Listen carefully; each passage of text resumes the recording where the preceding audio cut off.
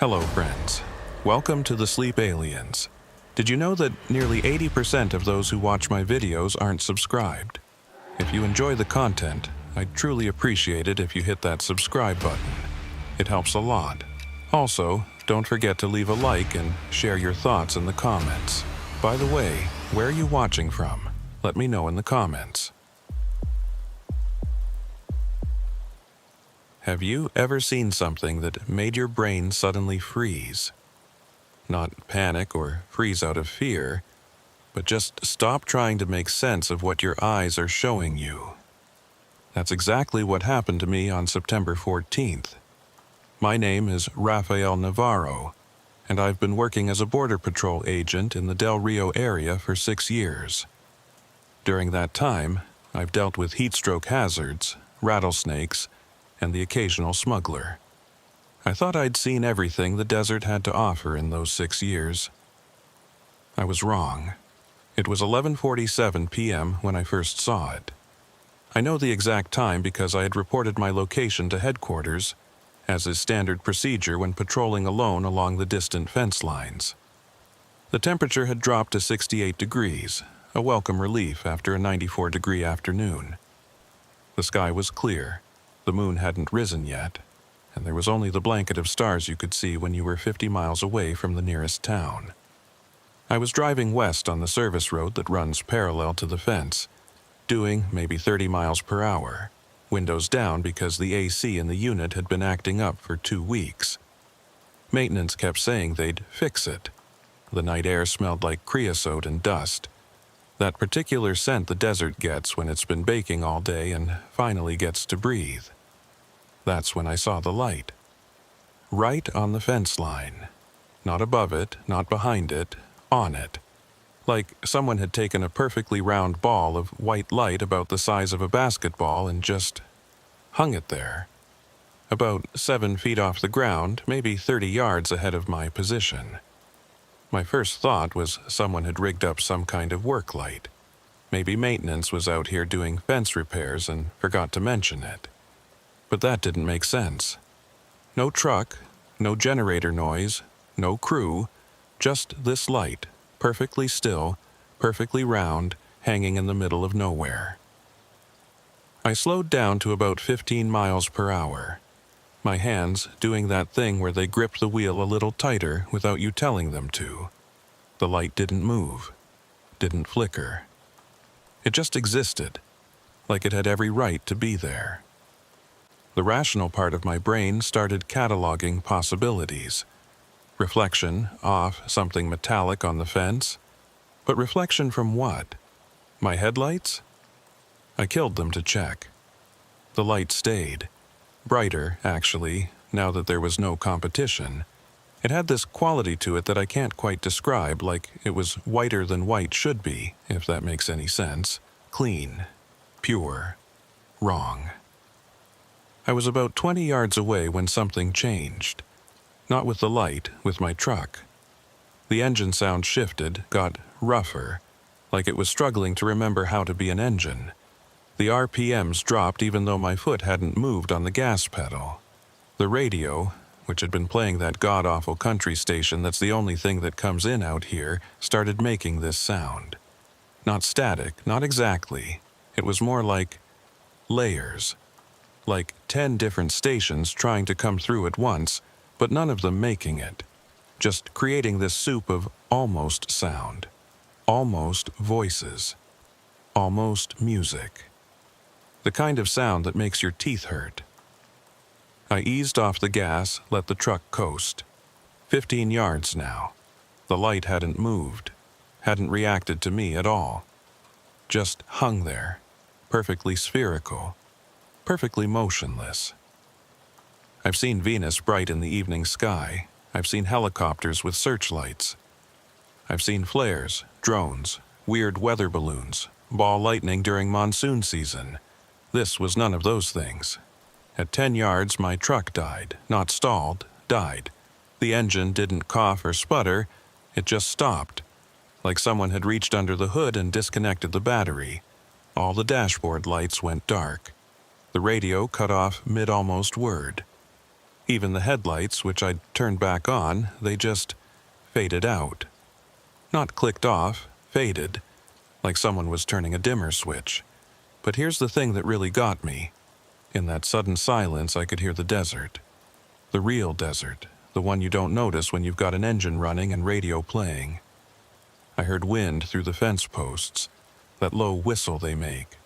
I heard something small scuttling through the brush, probably a kangaroo rat.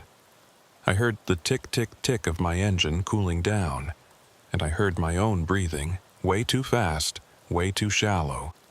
The light was still there, still hadn't moved. I sat in my dead truck, hands still on the wheel, because what else was I going to do? And I watched that light like it was going to explain itself, like it owed me an explanation. How long did I sit there? I don't know. Could have been 30 seconds. Could have been 5 minutes. Time does this weird thing when your brain can't process what's happening. It either speeds up or slows down, and you can't tell which until it's over. What I do remember is the smell. That changed. The creosote and dust smell got pushed aside by something else. Metallic, but not like metal. More like, have you ever had a really bad nosebleed, and you can taste that copper in the back of your throat? It was like that, but in the air. In my nose, my mouth, even in my eyes somehow. The light moved, not fast, not slow. It just shifted position, smooth as silk, from the fence to about 15 feet to my left. Same height off the ground, same perfect sphere, same wrong white color. It moved like it was on rails, like it knew exactly where it was going and physics was just a suggestion. My hand found the door handle. I don't remember deciding to get out. I don't remember thinking it was a good idea. But suddenly, I was standing next to my truck. Door open, feet on the dirt service road, and that light was right there 15 feet away, close enough that I could see it wasn't producing any kind of beam. No rays of light shooting out, no glow spreading across the ground. The light just was. Self-contained, impossible. I took a step toward it. Why? I've asked myself that question about 1,000 times since that night. Why would you walk towards something that just killed your truck and smells like blood metal and shouldn't exist? I don't have a good answer. Curiosity, maybe. Or that weird compulsion you get sometimes, like when you're on a high place and some part of your brain whispers jump. Not because you want to, but because the thought is just there. I took another step. The light didn't react. The smell got stronger. I could feel my heart hammering against my ribs, doing that thing where you can feel your pulse in your ears, in your fingertips, in your throat. My mouth was dry. When I swallowed, it clicked. 3 steps away now, close enough to see that the surface of the light, if it had a surface, wasn't smooth. It had this texture to it, like looking at frost on a window, or static on an old TV. But moving, flowing, the pattern shifted too fast to follow, too complex to understand. Beautiful in a way that made my stomach hurt. I reached out my hand. I don't know what I expected. To touch it, to have it disappear, to wake up. But my hand was moving, and I watched it move like it belonged to someone else. Fingers extending, palm forward, reaching for this impossible thing in the middle of the Texas desert. The light disappeared. Not moved, not flew away. Disappeared, like flipping a switch. There 1 second, gone the next. The metallic smell vanished with it. The normal desert smell rushed back in. Creosote and dust and dry earth. The stars seemed brighter, like they'd been dimmed before and I hadn't noticed. And my truck started, all by itself. Engine turned over, smooth and clean, like it had never stopped. Dashboard lights popped back on. The radio kicked back in mid-song. Some twangy thing about lost love and whiskey. Headlights blazed bright across the scrub brush and fence line. I stood there, hand still outstretched toward nothing, and I felt cold. Not temperature cold, something deeper. Like I'd touched something I shouldn't have, seen something I wasn't meant to see, and now there was this awareness, this sense that the desert wasn't as empty as I'd always thought, that the dark between the fence posts had eyes. I got back in my truck, pulled the door closed, put it in gear, drove another half-mile before I realized I'd been holding my breath. When I finally exhaled, it came out shaky, and I had to pull over for a minute to get myself together. I didn't report it. How could I? What would I say? Dispatch, I saw a magic ball of light that killed my truck and then brought it back to life. They'd have me taking a drug test before I finished the sentence. So I logged the rest of my patrol, noted nothing unusual, and went home at shift change with this weight in my chest that felt like I'd swallowed a stone. But that wasn't the end of it. That was just the first time. The first time I saw something on the line that shouldn't be there.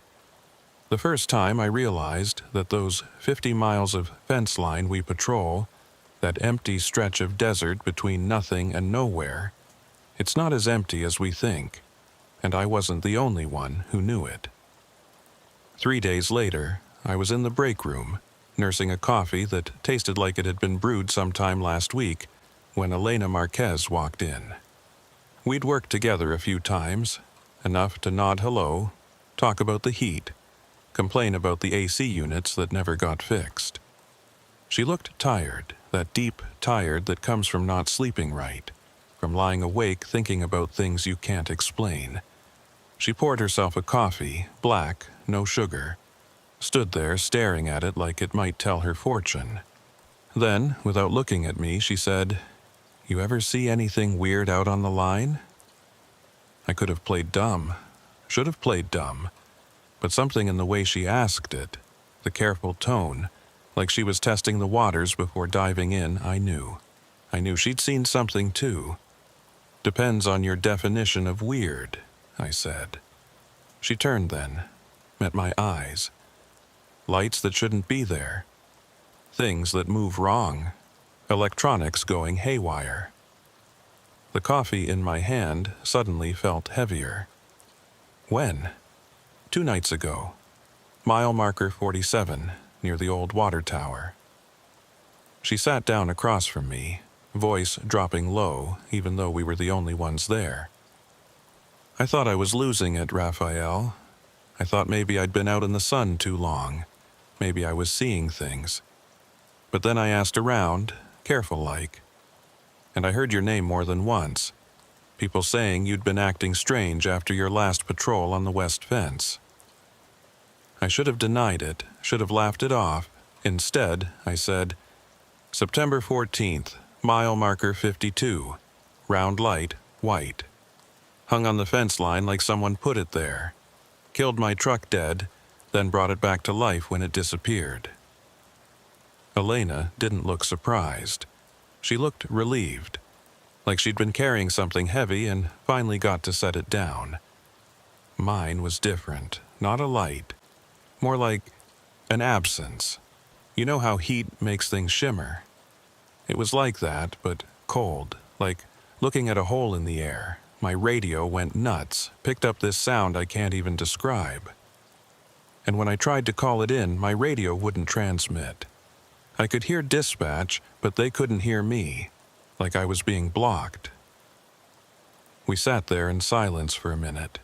2 border patrol agents who'd seen things we couldn't explain, drinking bad coffee in a break room that smelled like microwaved leftovers and old shoes. Outside, the Texas sun was doing its usual job of turning everything into an oven. Inside, I felt cold again.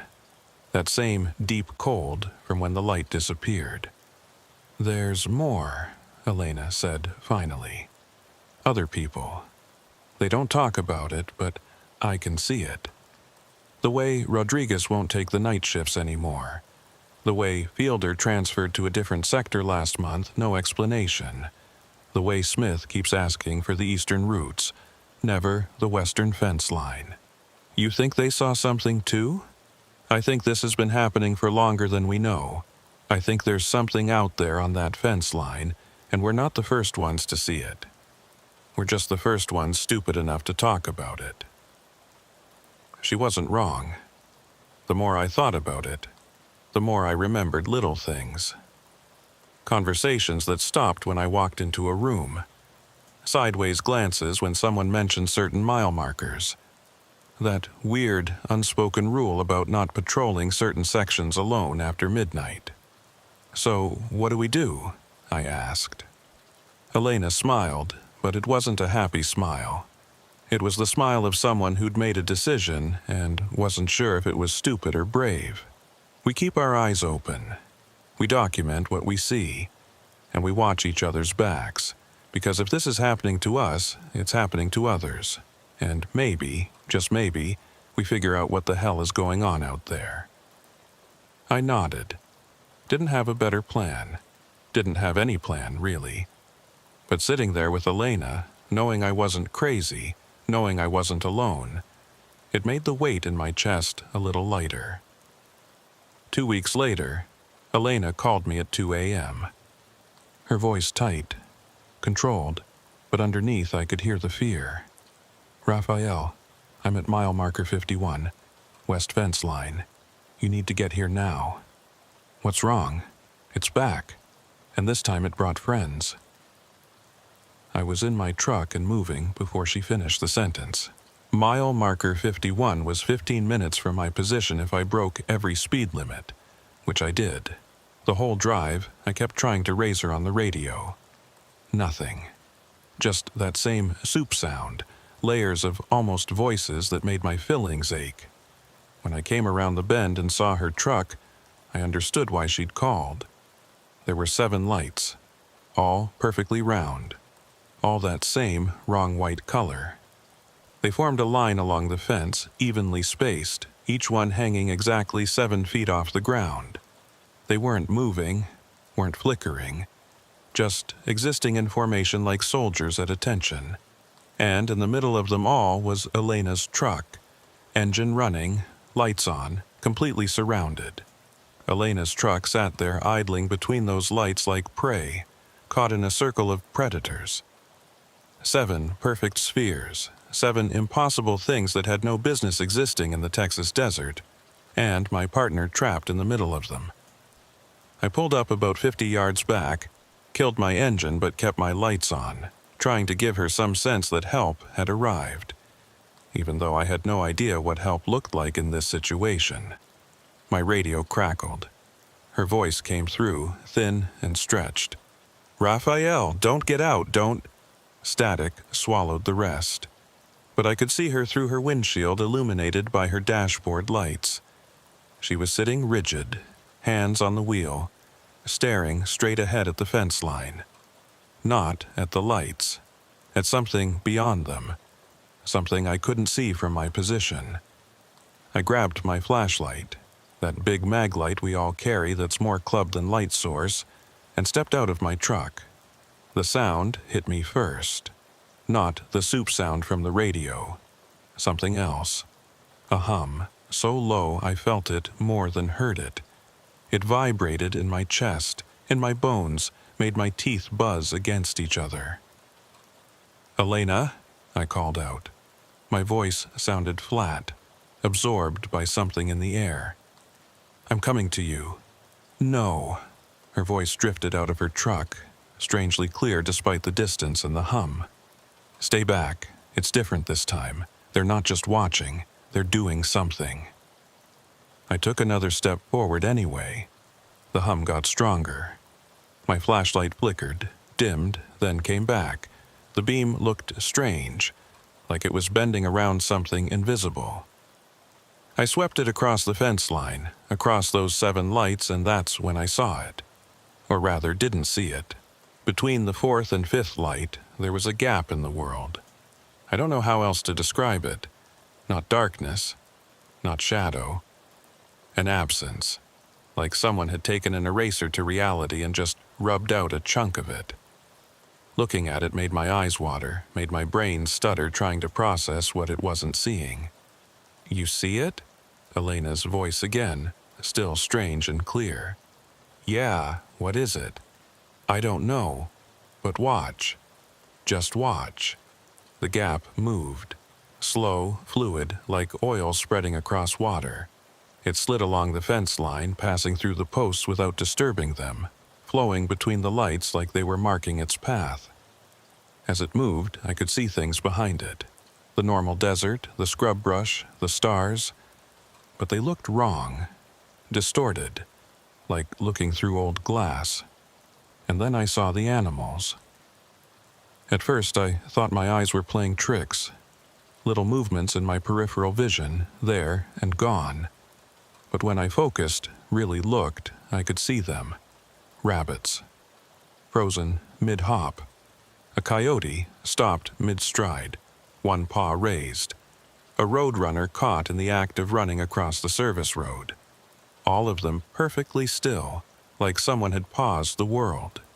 Elena, the animals, I know. They've been like that since the lights showed up.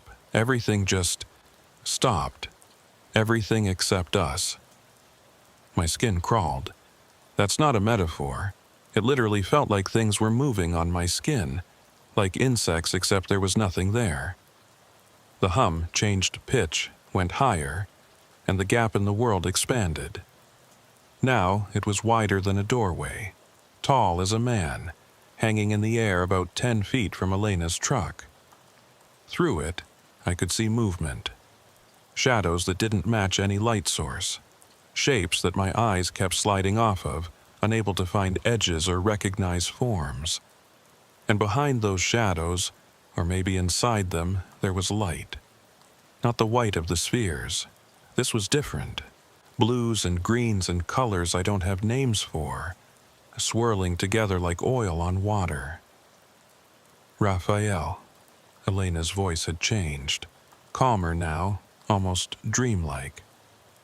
I can hear them. Hear who? What are they saying?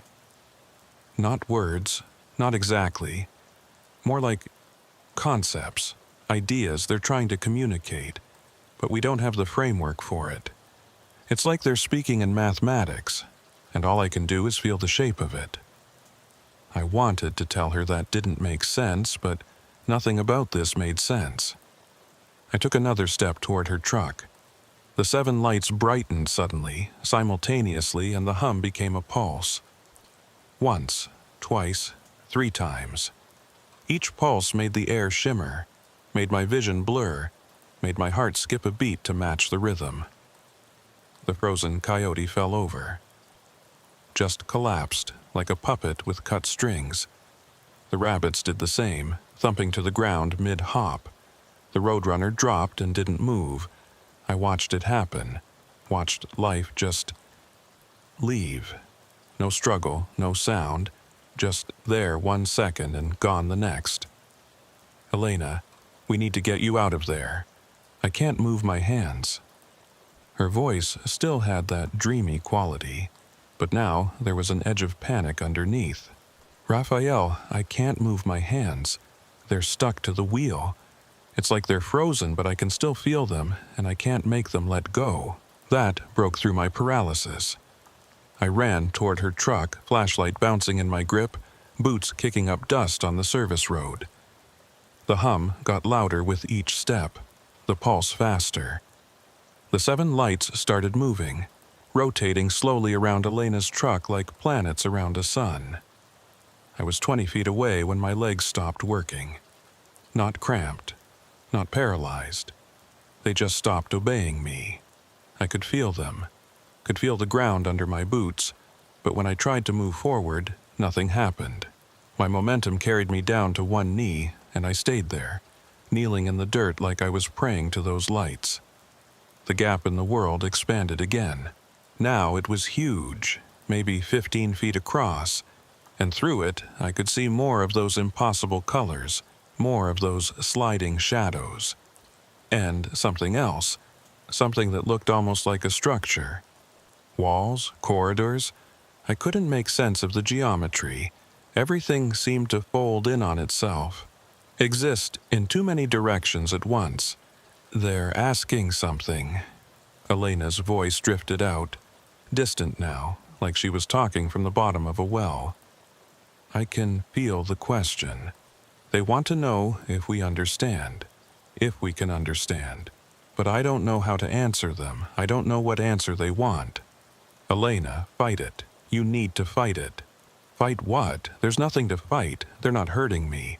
They're not even touching me. They're just observing, measuring, trying to figure us out like we're trying to figure them out. The lights stopped rotating.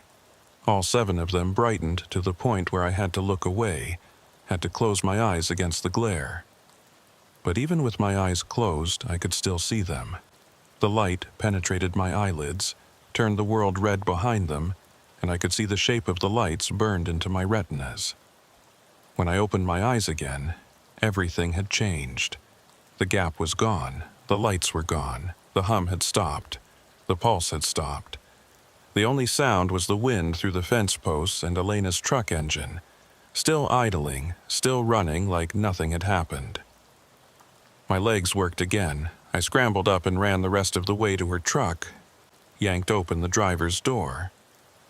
Elena was still sitting there, hands on the wheel, staring straight ahead. But when I touched her shoulder, she flinched, blinked, turned to look at me with eyes that took a second to focus. "How long?" she asked. Her voice was hoarse, like she'd been screaming even though I never heard her scream. I checked my watch, 2:47 a.m. 45 minutes from when you called me. No. She shook her head, slowly pulled her hands off the wheel. Her fingers left impressions in the steering wheel cover, deep grooves like she'd been gripping it hard enough to deform the material. It felt like hours. I was sitting here for hours, Raphael. I watched the sun come up and go down 3 times. I watched seasons change. I watched the desert bloom and die and bloom again. How is it only 45 minutes? I didn't have an answer for that. I helped her out of the truck and she nearly fell when her feet hit the ground. Her legs shook, and I had to support her weight until she got steady. We stood there next to her truck, looking at the fence line where those lights had been, where that gap had opened up in the world. The dead animals were still there. The coyote, the rabbits, the roadrunner, all lying where they'd fallen, no visible wounds, no signs of trauma, just dead. "We need to report this," I said. But even as I said it, I knew we wouldn't. Knew we couldn't. Who would believe us? We'd sound insane. Worse, we'd sound like we were making excuses for abandoning our posts, for failing to do our jobs. Elena pulled away from me, stood on her own. She walked over to the coyote, knelt down next to it, reached out like she was going to touch it, then pulled her hand back. "You feel that?" "Feel what?" "The air. It's different here. Where the lights were, it's thicker, heavier, and it smells." I walked over, and she was right. The air did smell different. That metallic blood scent from before, but underneath it was something else. Ozone, maybe? Like after a lightning strike? But sweeter. Almost pleasant. Almost. "What do you think they wanted?" Elena asked, standing up, dusting off her knees. "You said they were asking something, if we understood." "But understood what? What we saw? What they are? Why they're here?" She turned to look at me, and in the combined glow of our headlights I could see how pale she was, how drawn. Or maybe they were asking if we understood what's about to happen. A chill ran down my spine that had nothing to do with the desert temperature. "What do you mean?" When I was sitting there, when they were observing me, or measuring me, or whatever they were doing, I got this sense, this feeling. They weren't just curious about us. They were preparing for something, testing us, seeing if we could handle. She stopped, shook her head. "I don't know. Maybe I'm reading too much into it. Maybe my brain just tried to create meaning where there wasn't any." "But you don't think so?" "No, I don't think so." We stood there a while longer, neither of us wanting to get back in our trucks, neither of us wanting to continue our patrols alone. Finally, Elena broke the silence. I'm calling in sick tomorrow, taking a few days, maybe a week. I need to process this, figure out what it means. She looked at me. You should do the same. Can't. Short-staffed. Rodriguez is out, Fielder transferred, and Smith refuses to take the night shifts. If I call in sick too, they'll have nobody for the western fence line. Good. Let it go unpatrolled. Let someone else see what we saw. Let it be someone else's problem for a change. But I couldn't do that. Something about those lights, that gap, the way Elena described feeling like they were preparing for something. It made me feel responsible. Like I needed to keep watch. Like if I wasn't out there, something worse might happen. I'll be careful, I said. Elena laughed, but it was a bitter sound. Careful? Right. How do you be careful around something that can stop time and kill animals just by existing near them? How do you be careful around something that can trap you in your own truck and make you watch seasons pass in minutes? She didn't wait for an answer. Just got back in her truck, pulled the door closed, and drove away. I watched her taillights disappear around the bend, leaving me alone with the dead animals and the fence line, and the feeling that things had fundamentally changed out here in the desert. I spent the rest of my shift driving slowly back and forth along the western fence line, checking every mile marker, scanning every inch of fence, looking for lights, looking for gaps, looking for any sign that they were coming back. They didn't. The rest of the night passed normally. Dawn came, beautiful and pink, turning the desert gold. The morning shift arrived and I gave my report. Nothing unusual. Quiet night. Found some dead wildlife, probably disease, logged it and headed home. But when I got to my truck in the parking lot, there was something on the windshield. Not a note. Not a ticket. Just a single small rock, perfectly round, perfectly smooth, sitting exactly in the center of the glass. It was warm to the touch, warmer than it should be sitting in the pre-dawn chill. And when I picked it up, it felt heavy, heavier than a rock that size should feel. I turned it over in my hand, and on one side, barely visible, there was a mark. Not carved, not painted. More like it had been burned in with precision equipment. A symbol I didn't recognize. Geometric, mathematical, impossible to describe, but impossible to forget once you'd seen it. I put the rock in my pocket. It stayed warm against my leg the whole drive home. When I got there, I put it on my nightstand, and I swear to God it hummed. Quiet, barely audible, but there. That same frequency as the lights. That same pitch that made my teeth ache and my chest vibrate. I didn't sleep that day. Just lay in bed, staring at that rock, wondering what it meant. Wondering if they'd given it to me as a message or a warning or a gift. Wondering if Elena was right, and they were preparing us for something. 3 days later, the rock stopped humming. Just went silent and cold like a normal rock. And that night, Elena called me again. Her voice was different, calmer, resolved. I'm going back out there, she said. Tomorrow night. Mile marker 51. I need to see if they come back. I need to know if what I felt was real. Elena, that's not a good idea. After what happened, that's exactly why I need to go back. Because of what happened. Raphael, they showed me something. While I was trapped in that truck, while they were doing whatever they were doing, I saw something. A place, or maybe a time, I don't know. But I need to understand it. I need to know if it was real, or if my mind just broke under the stress. Then I'm coming with you. No. This is something I need to do alone. But I wanted you to know in case something happens. In case I don't come back. Elena, I'll call you when I'm done. If you don't hear from me by sunrise, you know where to look. She hung up before I could argue. I held the phone, staring at it, then looked at the rock on my nightstand. Still cold, still silent. But somehow I felt like it was watching me, waiting to see what I'd do. I knew what Elena was planning was dangerous, possibly suicidal, but I also understood the compulsion, the need to know, the inability to just walk away and pretend you hadn't seen something that changed everything.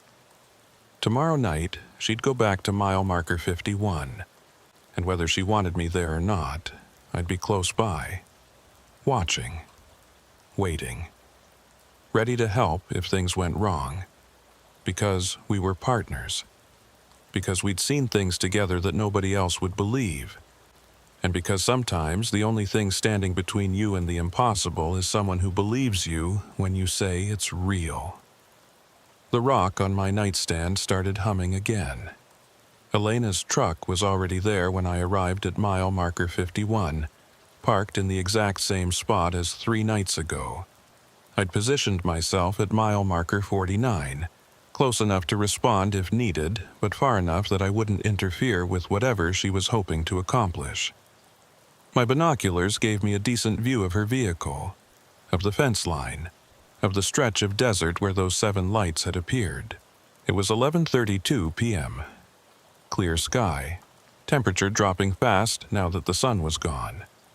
The rock in my pocket had started humming around 9 p.m. and hadn't stopped. It pulsed against my leg, warm and insistent like a second heartbeat. Through the binoculars, I could see Elena standing outside her truck, arms crossed, staring at the fence, waiting. Her posture was tense but determined. I'd tried calling her on the radio twice since I arrived. She hadn't responded. Either she had it off or she was ignoring me. Probably both. Midnight came and went. Nothing happened.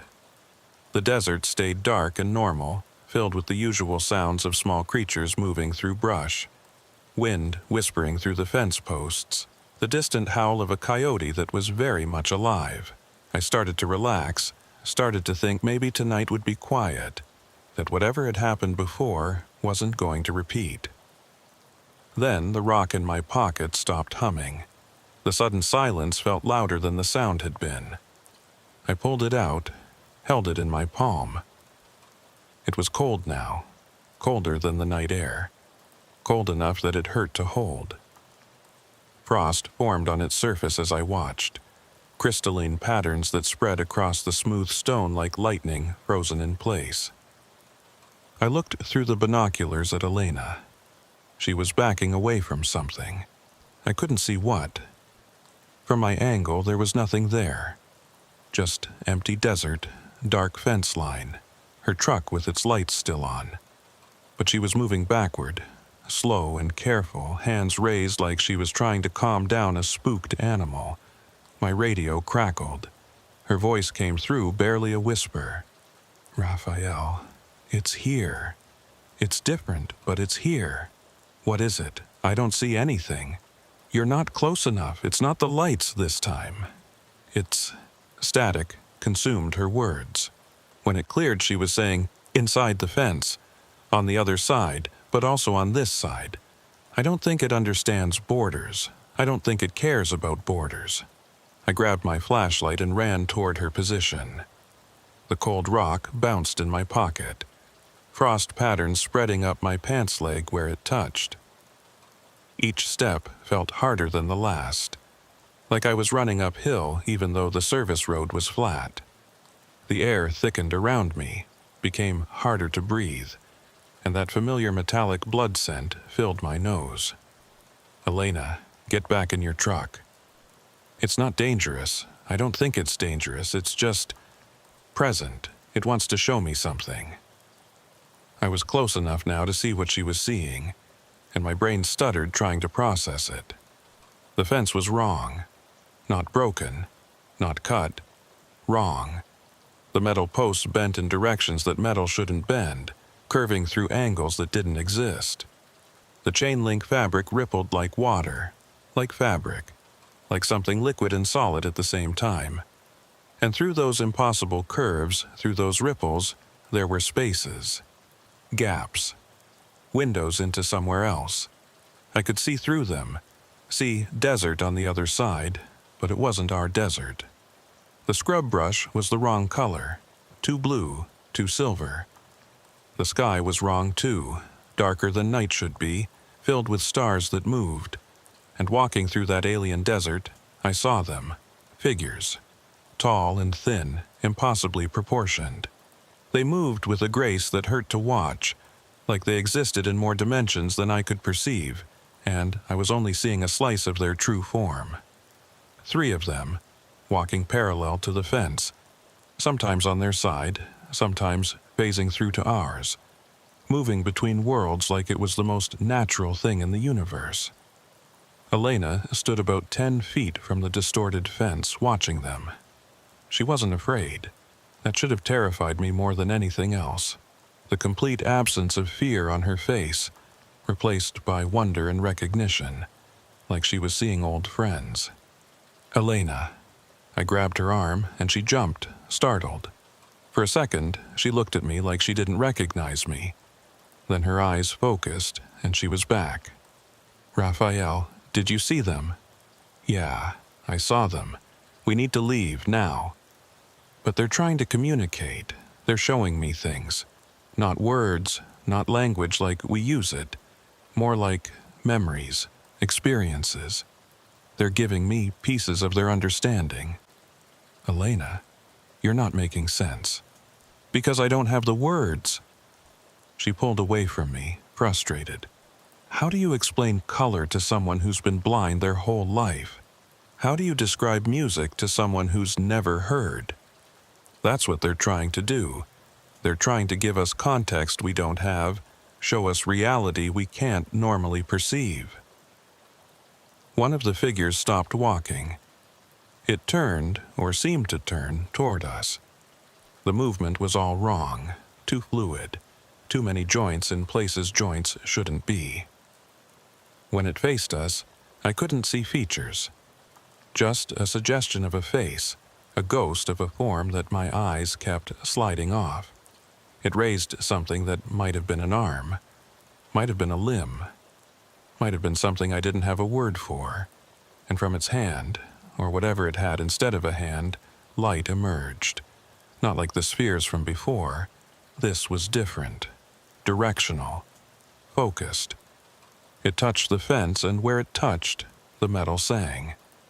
A pure, clear note that resonated in my chest, in my skull, in every bone.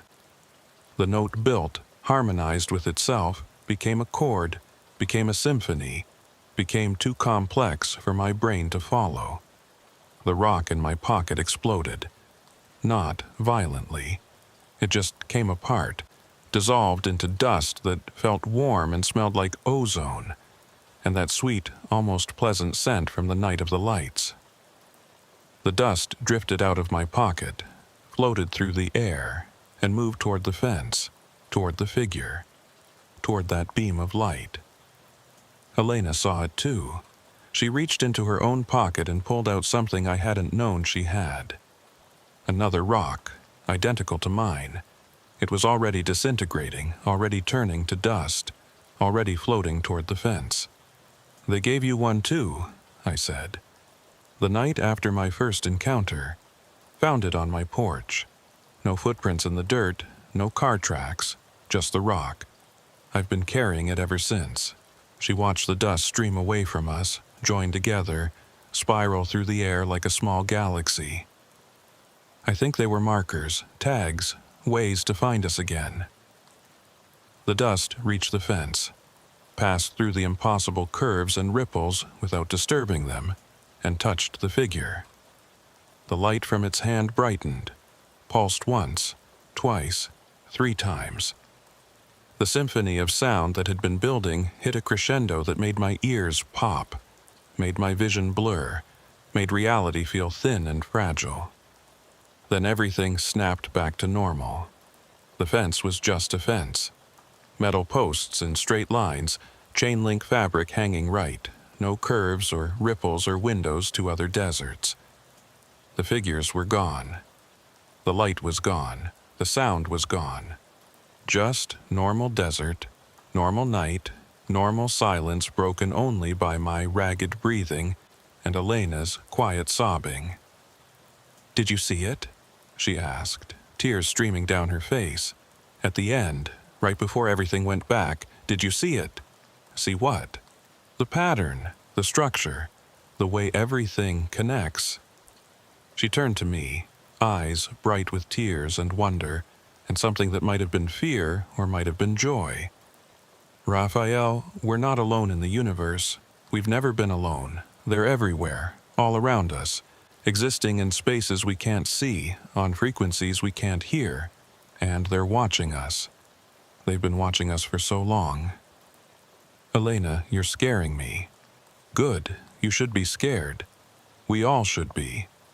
Because they're not just watching anymore.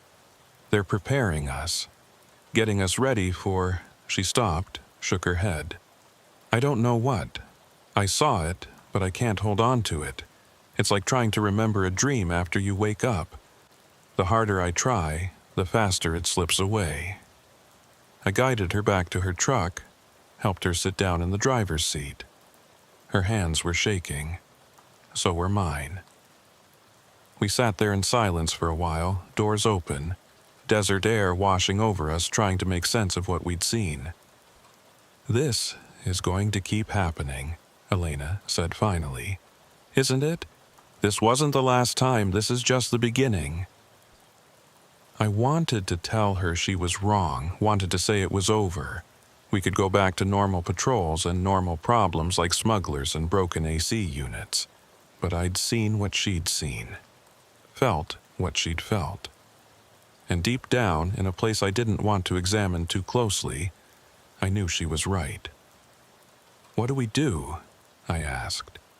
"We keep watching, keep documenting, keep trying to understand." She looked at me, and her expression was determined. "And we find the others, the other patrol agents who've seen things, the ones who transferred or quit or refused to work certain sections.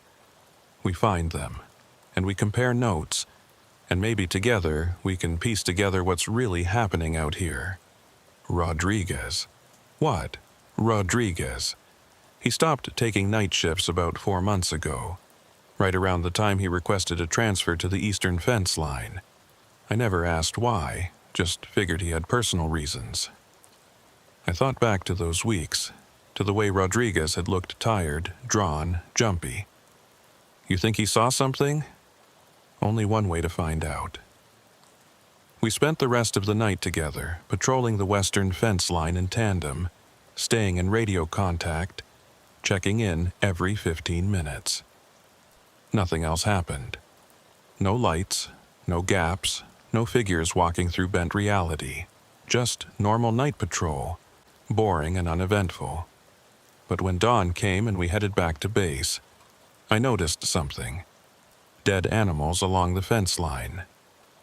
Not in one spot like before, but scattered. A rabbit here, a bird there, a snake further down. All dead, without visible cause, all positioned like they'd just stopped living mid-motion. Elena saw them too. We documented each one, took photos, marked GPS coordinates. Evidence of something, even if we didn't know what yet.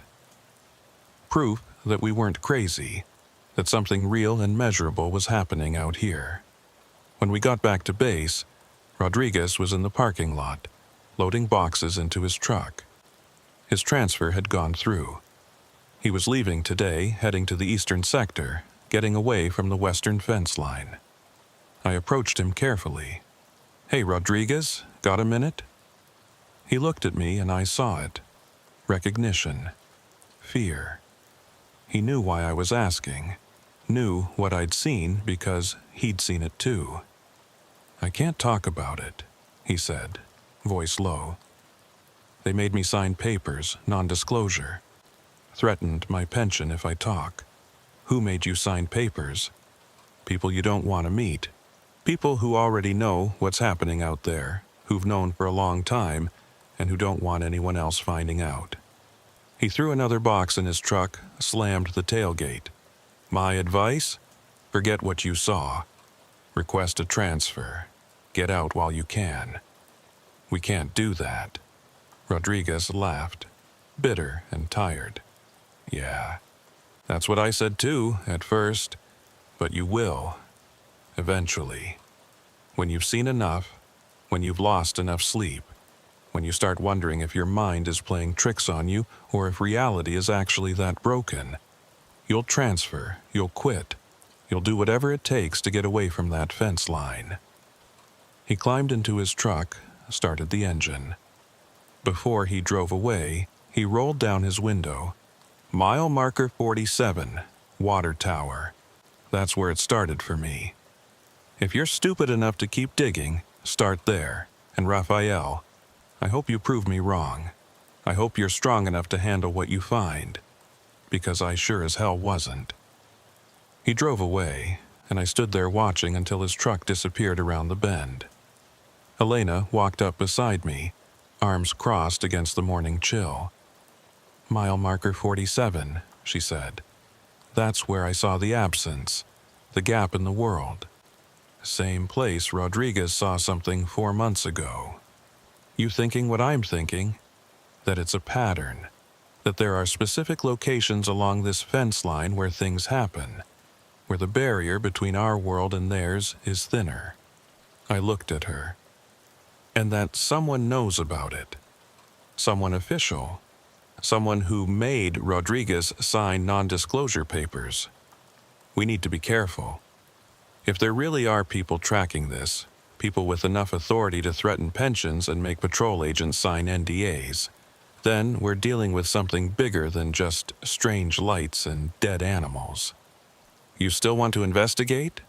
Elena smiled, but it wasn't a happy smile. It was the smile of someone who'd crossed a line and couldn't go back. We're already in it, Raphael. The moment we saw those lights, the moment those figures showed themselves to us, we became part of this. We can either try to understand it, or we can run like Rodriguez. And I don't know about you, but I'm not good at running. I wasn't either. So that night, after we'd both gone home and slept a few hours and tried to pretend everything was normal, we met up at mile marker 47. The old water tower stood nearby, rusted and empty, covered in graffiti and bullet holes. The fence line stretched away in both directions, looking completely ordinary in the fading evening light. Rodriguez said this is where it started for him, Elena said, walking along the fence looking for anything unusual. But he didn't say what it was. Lights like I saw? A gap like at 51? Something else entirely? I knelt down near the fence posts, examining the ground. There were marks in the dirt, not footprints. Circular impressions, each one about 6 inches in diameter, arranged in a pattern that looked almost like footsteps, but wrong. Too far apart, too precisely placed, and between them the dirt looked different. Fused, like it had been exposed to extreme heat and melted into glass. Elena, look at this. She came over, crouched next to me, pulled out her phone, started taking pictures. This isn't natural. This is evidence of technology, advanced technology, or natural phenomena we don't understand yet. You don't believe that any more than I do. She was right. I didn't. Those marks, that fused dirt, the precise pattern, it all spoke of intelligence, of purpose, of visitation. The sun set while we documented the site. Darkness fell fast in the desert, and without city lights to pollute it, the stars came out in full force. Beautiful. Infinite. Terrifying when you knew what might be watching from between them. That's when we heard it. Not the hum from before, not the pulse. This was different. A voice? Not quite. More like the idea of a voice. Communication happening directly in my head without passing through my ears. We see you seeing us. Elena grabbed my arm. You heard that too? Yeah, I heard it. The barrier thins, the conjunction approaches. You will need to choose. Choose what? Elena called out to the empty desert. Choose what? We don't understand. You will. When the time comes, when the fence falls and the worlds overlap, you will choose which side to stand on.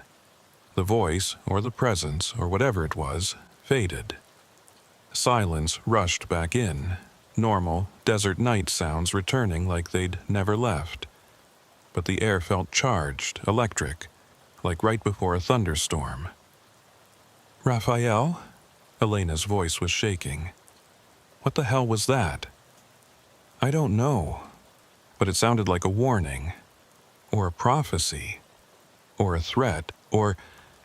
She stopped, looked at the fence line, at the fused dirt, at the impossible marks in the ground. What if this isn't just about UFOs or aliens or whatever we want to call them? What if there's something bigger happening? Something that's going to affect everyone, not just us? The fence posts creaked in a wind that I couldn't feel. The stars seemed brighter than before, closer, like they were leaning down to listen.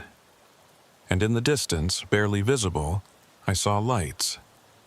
7 of them, moving along the fence line toward us. Slowly, deliberately, like they had all the time in the world. We ran, not proud of it, but there's no point lying. When you see 7 lights moving toward you in formation, and you've already experienced what those lights can do, the smart move is to run. We scrambled to our trucks, engines roaring to life, and drove east as fast as the service road would allow. I kept checking my mirrors, expecting to see those lights pursuing us, expecting to feel that pulse, that hum, the reality-bending wrongness. But they didn't follow, just kept moving west along the fence line, slow and steady, like they were patrolling, like they had their own territory to cover. We drove until we hit mile marker 60, about as far east as the western fence line goes before it curves south. Pulled over in a turnout, killed our engines, sat there breathing hard and trying to calm down. So much for investigating, Elena said. Her hands were shaking on the wheel. So much for being brave and facing the unknown. We're still alive, that counts for something. Does it? Because the more I think about what that voice said, the less I want to be alive to see what happens when the fence falls. What does that even mean? I'd been wondering the same thing. The fence was just a fence, metal posts and chain-link fabric meant to mark borders and slow down illegal crossings. But after everything we'd seen, after the way reality bent around it, after those figures walking through it like it was made of water, I was starting to think the fence meant something more. Something bigger. Maybe it's not about this fence, I said. Maybe it's metaphorical. The fence between worlds, between realities, between whatever they are and whatever we are. And when that fence falls, we have to choose sides. Elena laughed, but there was no humor in it. What kind of choice is that? How are we supposed to choose when we don't even understand what we're choosing between? My radio crackled. Dispatch calling, routine check-in. I responded, gave them our location, reported all quiet. Normal night patrol. Nothing to see here. When I signed off, Elena was looking at me with an expression I couldn't quite read. "How long can we keep lying?" she asked. "As long as we have to, until we understand what's happening, until we have evidence that can't be dismissed or covered up." I thought about Rodriguez and his NDA, about the official people who'd threatened his pension. We start documenting everything, not just what we see, but when we see it, where we see it, any patterns we can identify. We figure out the rules of this thing. You think there are rules? Everything has rules. Physics, biology, mathematics. Even if those rules are different from ours, even if they operate on principles we don't understand yet, they exist. We just need to find them. Elena nodded slowly. Okay, yeah, we can do that. Scientific method, right? Observe, hypothesize, test, conclude. Exactly. We spent the rest of that shift driving back and forth along the eastern section of fence line, safely away from whatever those 7 lights were doing in the west. Documented normal things. Recorded GPS coordinates, timestamps, weather conditions. Built a baseline of what ordinary looked like so we could better identify extraordinary. When dawn came, we were exhausted, but calmer. Having a plan helped. Having a method helped. It made the unknown feel slightly less overwhelming. Over the next 2 weeks, we kept up our documentation. Mapped out every mile of the western fence line. Marked locations where weird things had happened. Compared notes with dates and times. Patterns emerged. Most of the activity clustered around 3 locations. Mile marker 47 by the water tower, mile marker 51 where Elena had been surrounded by lights, and mile marker 52 where I'd had my first encounter. The activity peaked between 11 p.m. and 3 a.m. Always on clear nights, never when it was cloudy or raining. And it came in waves, intense for 3 or 4 nights, then nothing for a week, then intense again. It's like tides, Elena said, spreading out our documentation on the hood of my truck. Predictable cycles. If we can figure out what's causing the cycle, maybe we can predict when the next events will happen. Moon phases? Checked, no correlation. Planetary alignments, magnetic fields, solar activity. All checked, nothing matches perfectly, but she pulled up something on her phone, a star chart application. There might be something here. Every spike in activity corresponds with specific constellations rising above the horizon, not random constellations either, same 3 repeating. I looked at the charts. Orion, Pleiades, and one I didn't recognize. Elena supplied the name. Triangulum. The triangle constellation. Not usually significant in Earth astronomy, but it's there every time something happens. So they're using the stars for navigation, for timing, or the stars are marking something. Positions in space where the barrier between worlds naturally thins. Think about it, Raphael. We see UFOs more often in remote areas, away from cities and light pollution. What if it's not because they're hiding? What if it's because in those areas with clear views of specific stars, the doorways are easier to open? It made a weird kind of sense. Fit with what we'd seen, with the way those figures could step between worlds when the fence bent and rippled. So, when those 3 constellations align, when someone stands in the right location with the right equipment or ability or whatever, they can cross over. And if that's true, then the fence falls might mean those doorways stay open, stop being temporary crossings and become permanent gateways.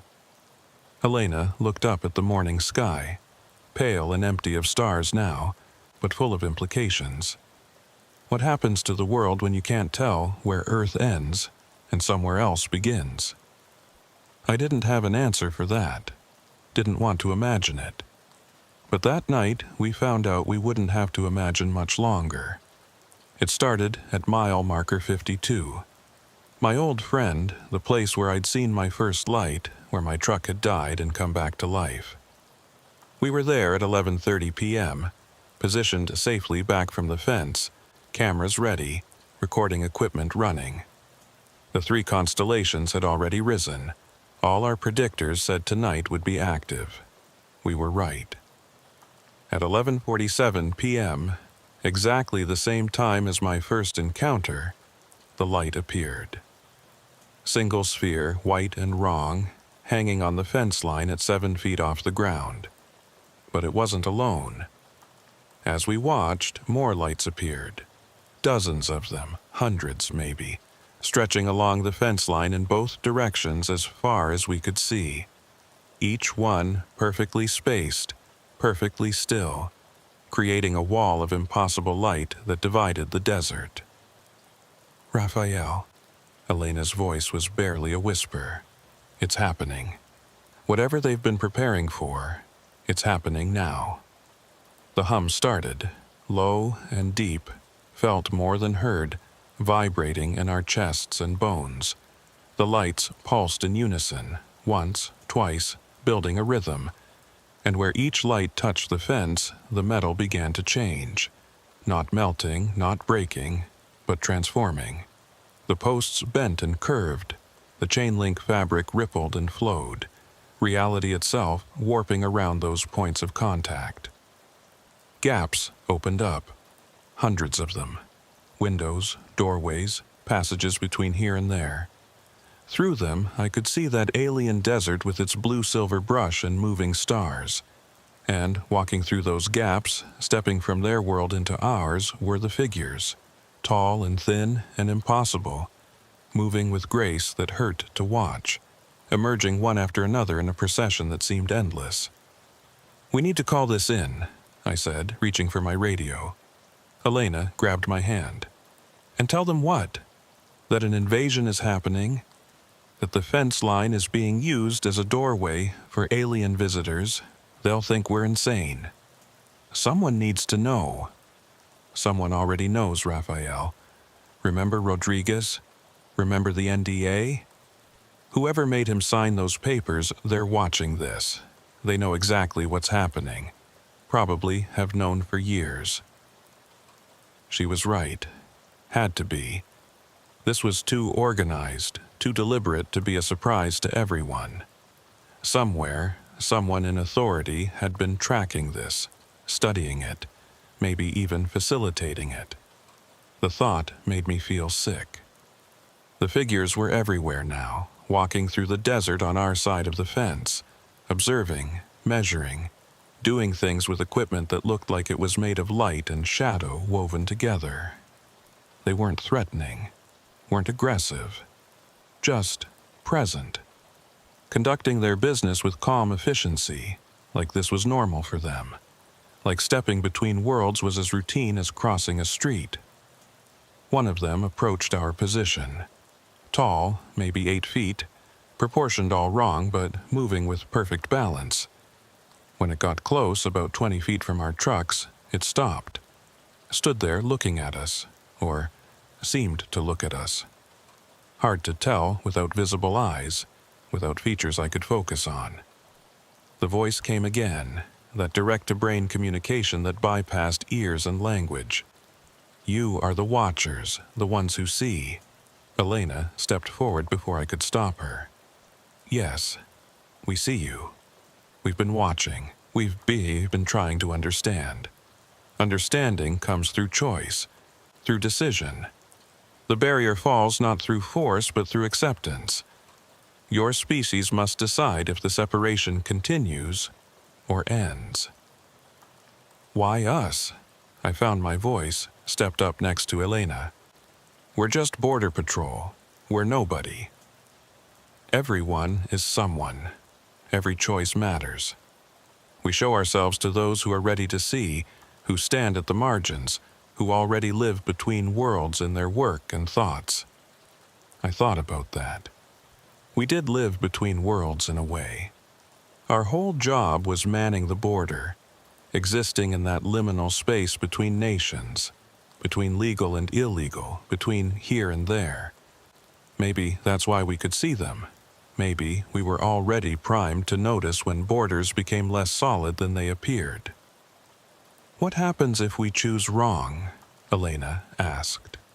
"There is no wrong choice, only different paths. In one path, the barriers remain. Your world stays isolated, protected, but alone. In another, the barriers dissolve. Your world joins the larger community, connected but exposed to all that connection brings. And you're showing us this so we can, what, vote? Decide for all humanity? We show you so understanding spreads. So choice becomes informed rather than fearful. Others see in other places, at other barriers. Many watchers, many choices, all contributing to the whole." The figure raised its hand, or appendage, or whatever it was. Light spilled from it, coalesced into shapes, images, information downloaded directly into my brain. I saw other fence lines, other borders around the world, glowing with activity. Saw other patrol agents, other guards, other watchers standing at those margins having conversations like this one. Saw the web of light connecting all of it, spanning the globe, creating a network of understanding. This is global, Elena breathed. This is happening everywhere at once. The conjunction is not local. The stars align for all of Earth, not just for one desert. When the fence falls, it falls everywhere. When the choice is made, it is made by everyone. How long do we have? I asked. Before the choice has to be made. Time enough. The barrier thins slowly. Years, perhaps decades by your measure. But the process has begun and cannot be stopped, only guided. Choose well, watchers, choose with wisdom. The figure stepped back, turned, walked toward one of the gaps in the fence. Before it passed through, it stopped, looked back at us one more time. And I felt something, not words, not images, just emotion. Hope, concern, curiosity. Something that suggested they weren't just conducting an experiment on us. They were invested in the outcome, cared about what we decided. Then it was gone, stepped through the gap and back into their desert. One by one, the other figures followed. The procession reversed, hundreds of impossible beings walking back through reality's weak spots, returning to wherever they came from. The lights began to fade. The hum decreased, the pulse slowed. The fence stopped rippling, stopped bending, solidified back into normal metal and chain link. Within minutes, everything looked ordinary again. Just desert, stars, and 2 border patrol agents standing next to their trucks, trying to process what they'd witnessed. Well, Elena said finally, that was something. Yeah, something. I looked at the fence line, now completely normal, showing no sign of what had just happened. What do we do now? We document it, we share it. We find the other watchers and compare notes, and we think about what choice we want to make when the time comes. She turned to me. Because that time is coming, Raphael. Maybe not tomorrow, maybe not next year, but it's coming. And when it does, we need to be ready. We spent the rest of the night documenting everything. Photos, videos, detailed written accounts of what we'd seen and heard. Evidence that couldn't be easily dismissed or explained away. When our shift ended and we headed back to base, we burned copies to multiple drives, stored them in different locations. Insurance against the NDAs we might be forced to sign, against the official people who might try to silence us. But nobody came. No men in black suits, no government officials, no threats or warnings. Just normal debriefing, normal paperwork, normal end of shift. Like the world hadn't just changed fundamentally. Like the fence line wasn't now a proven gateway to somewhere else. Rodriguez called me 3 days later. I hadn't given him my number, but somehow he had it. You saw it, he said. No greeting, no preamble, just flat statement of fact. Yeah, we saw it. And you're still working the western fence line. Someone has to. He was quiet for a long moment, then, you're braver than I am. Or crazier, haven't decided which. Listen, Raphael, there's a group. Other patrol agents, other border guards, people from around the world who've seen things. We meet sometimes, online mostly, share information. You and Elena should join us. You'll need the support, trust me on that. How many are there in this group? More than you'd think. Less than there should be. Most people who see things either convince themselves it didn't happen, or they run like I did, or they get silenced by the officials. But a few of us, we stick around. We watch. We document. We try to understand. He gave me a website, encrypted, hidden behind layers of security. Check it out. See if it's for you. But Raphael, be careful. Just because we haven't been shut down yet doesn't mean we won't be. Someone knows what we're doing. Someone is always watching. I shared the information with Elena. That night, after our shift, we logged onto the site from her apartment. What we found there was overwhelming. Hundreds of documented encounters, thousands of photos and videos, detailed analyses of patterns and cycles and locations, all collected by people like us, watchers at the margins, trying to make sense of the impossible. We read through accounts from border guards in Mongolia, coast guards in Japan, park rangers in Australia, all of them describing similar experiences. Lights, gaps, figures, that same direct communication. All of them told about the choice coming, the barrier falling, the conjunction of worlds. It really is global, Elena said, scrolling through the reports. And it's been happening for so long, decades, maybe centuries if you believe some of these historical accounts. So why now? Why is it intensifying now? Maybe we're finally reaching the tipping point. Maybe enough people have seen, enough watchers have been prepared, that the choice can finally be made. She looked at me. What are you going to choose, Raphael? When the time comes? Barriers up or barriers down? I thought about it. Thought about everything I'd seen, everything I'd experienced. Thought about those figures walking through our desert, calm and purposeful and not overtly threatening. Thought about the voice saying we'd join a larger community, connected but exposed. I don't know, I said honestly. Part of me wants to keep the barriers up, keep Earth isolated and safe and familiar. But another part, the part that stood at that fence line and watched them walk between worlds, that part is curious. That part wants to know what's out there, what we're missing, what we could learn. Yeah, me too. Elena closed the laptop. I guess we have time to figure it out. Years, maybe decades, that's what they said. But I wasn't so sure. The way things were accelerating, the way more people were seeing more things with greater frequency, I had a feeling the choice was coming sooner than any of us expected. And when it came, when the fence finally fell and stayed fallen, we'd all have to decide where we stood. That was 6 months ago. Since then, activity along the fence line has continued. Not every night, but often enough that it's become almost routine. We see the lights, we document them. We watch the figures cross between worlds. Other patrol agents have started seeing things too, joining our informal network of watchers.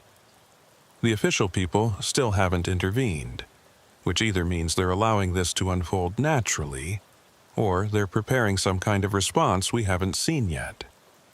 Elena and I still work the western fence line, still patrol mile markers 47, 51, and 52, still stand at the margin between here and there, watching the stars, waiting for the next conjunction. The rock they gave me never came back. Maybe it served its purpose, marked me for contact, and wasn't needed anymore. Or maybe it's still there in the form of dust floating in the atmosphere, invisible but present. Last night, I saw something new. Not lights, not figures, not gaps in reality, just the fence itself, ordinary chain link and metal posts, but when I looked at it a certain way, in a certain light, I could see through it. Not to the Mexican side, but deeper, to that alien desert with its blue-silver brush, to their world, visible through ours, occupying the same space but shifted, offset by some dimension I don't have the math to describe. The fence is still there, but it's becoming transparent. The barrier's thinning not because it's being destroyed, but because we're learning to see through it. And when enough people can see through it, when enough watchers understand that the border was always more permeable than we believed, maybe that's when the choice will be forced. Until then, we watch. We document. We stand at the margins between worlds and try to understand what's coming.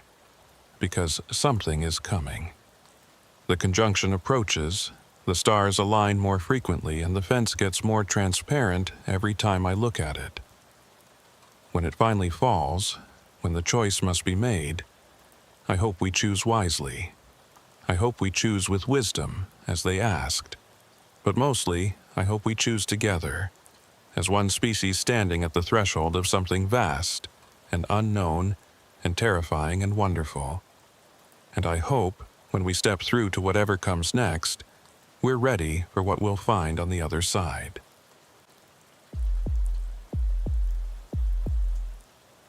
My name is Miguel Hartman, and I've been flying for Border Patrol for 8 months now. Before that, I did 3 years with the Coast Guard, flying search and rescue off the Florida coast. I thought I'd seen everything the sky could throw at a pilot. Storms that came out of nowhere. Visibility dropping to 0 in seconds. Equipment failures that required every bit of training to survive. I was wrong about having seen everything. This happened on October 3rd, during what should have been a routine training flight. I was still considered a trainee for the southwestern sector, even with my Coast Guard experience, because desert flying is different. The thermals, the dust devils, the way visibility changes when heat distorts everything, it all requires adjustment. My instructor that day was Cody Lejeune, 15-year veteran, calm as still water, the kind of pilot who made everything look easy. We lifted off from the Del Rio station at 14:30 hours. The Bell 407 felt solid under my hands, responsive, well-maintained. I'd done my pre-flight inspection personally. Everything checked out. Fuel tanks full, 135 gallons, enough for about 3 hours of flight time with reserves. Weather was clear, temperature 87 degrees, wind from the south at 8 knots, perfect conditions for training. The plan was simple. Fly west along the fence line, practice low-altitude surveillance techniques, work on identifying ground features that might indicate crossing activity. Standard patrol procedures, just with Cody watching every move, ready to take controls if I messed up. We were 20 minutes into the flight when I first noticed something odd. "Cody," I said, keeping my voice level, "you seeing what I'm seeing on the fuel gauge?" He leaned forward, checked the instrument panel. "You're at 131 gallons. That's about right for 20 minutes of flight time. What's the problem?" "Watch it for a minute." We flew another 5 minutes. I kept one eye on the gauge, one eye on the horizon, maintaining altitude at 500 feet above ground level. The fence line stretched below us, endless metal posts and chain link disappearing into heat shimmer. Empty desert on both sides, nothing moving except a dust devil about a mile south. "Still reading 131, Cody said. His voice had changed slightly. Not worried yet, but paying attention now.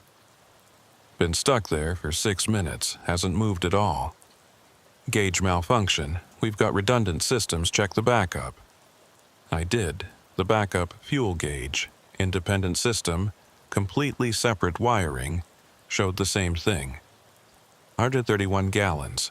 Exactly the same as the primary. "Both can't fail the same way at the same time," I said. "No, they can't." Cody took the controls. "I've got it. Run through your checklist. Make sure we're not missing something obvious." I ran through everything. Fuel flow, engine parameters, oil pressure, transmission temperature. Everything read normal. The engine sounded perfect. That smooth turbine whine that means all the thousands of moving parts are doing exactly what they're supposed to do. No warning lights, no alarms, no indication of any problem except those 2 fuel gauges sitting at 131 gallons and refusing to move.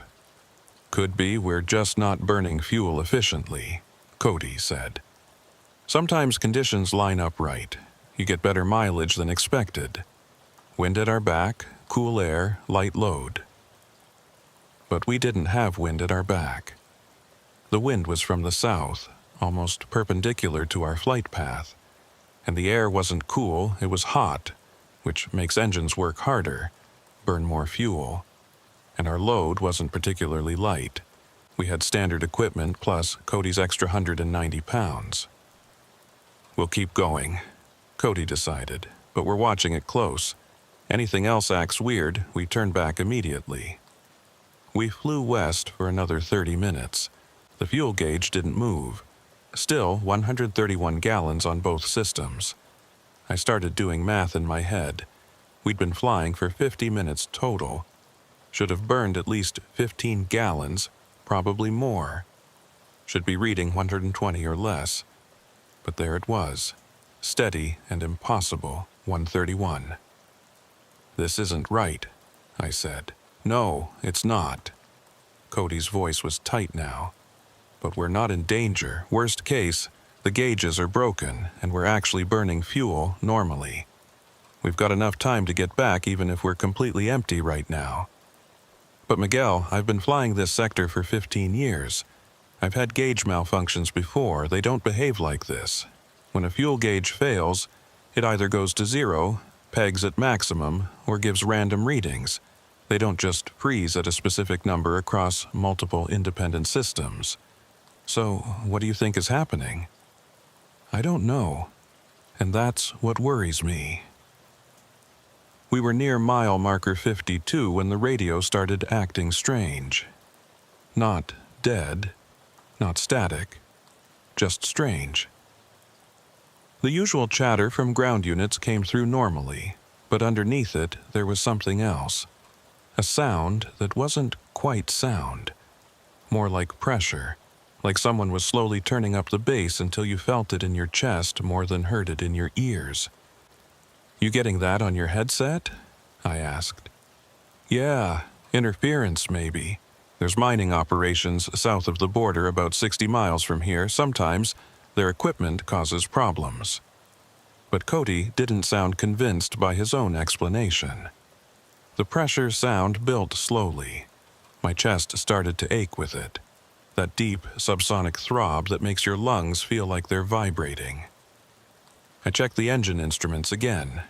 Everything still normal. Fuel still locked at 131 gallons. That's when I saw the light, not bright, not like the stories I'd heard from the ground units, the ones who'd seen spheres and gaps and impossible things. This was subtle, just a shimmer in the air about 200 yards ahead of us, like heat distortion but wrong. It pulsed in time with that subsonic pressure sound, visible then not visible, there then not there. Cody, you see, I see it. Maintain heading. Let's see what it does. The shimmer stayed ahead of us, always the same distance, like it was pacing us. We flew toward it for 5 minutes and it never got closer, just hung there in the air, pulsing, distorting the desert beyond it. The fuel gauge ticked down. 1 gallon, 130 now. There, Cody said, pointing at the gauge. It moved. See? Just a malfunction, it's sorting itself out. But I was watching the shimmer, and when the gauge ticked down, the shimmer had pulsed bright at the exact same instant. Like the two events were connected, like something was using our fuel or measuring it, or I don't know what.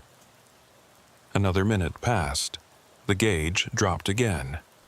129 gallons. The shimmer pulsed.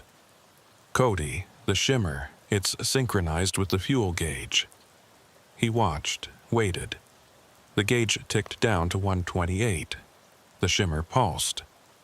That's not possible, Cody said quietly. Neither is frozen fuel gauges across redundant systems. We flew on. The gauge continued dropping now, 1 gallon per minute, steady as a metronome. The shimmer pulsed with each drop, and that subsonic pressure sound got stronger, until I could feel it in my teeth, in my bones, in the controls under my hands. "I'm taking us back," Cody said. He banked the helicopter right, starting a turn back toward base. The shimmer stayed ahead of us, adjusted position to match our new heading.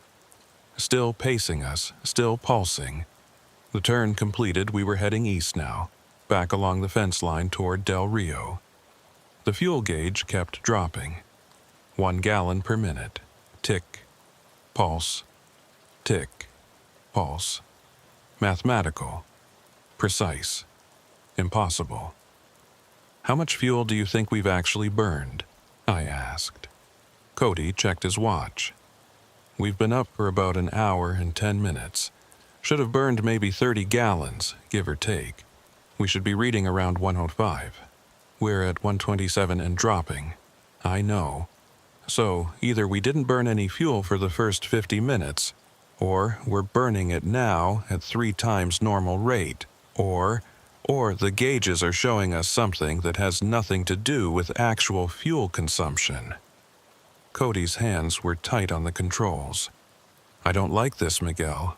I don't like any of this." The shimmer was still with us. If anything, it was getting clearer, more defined.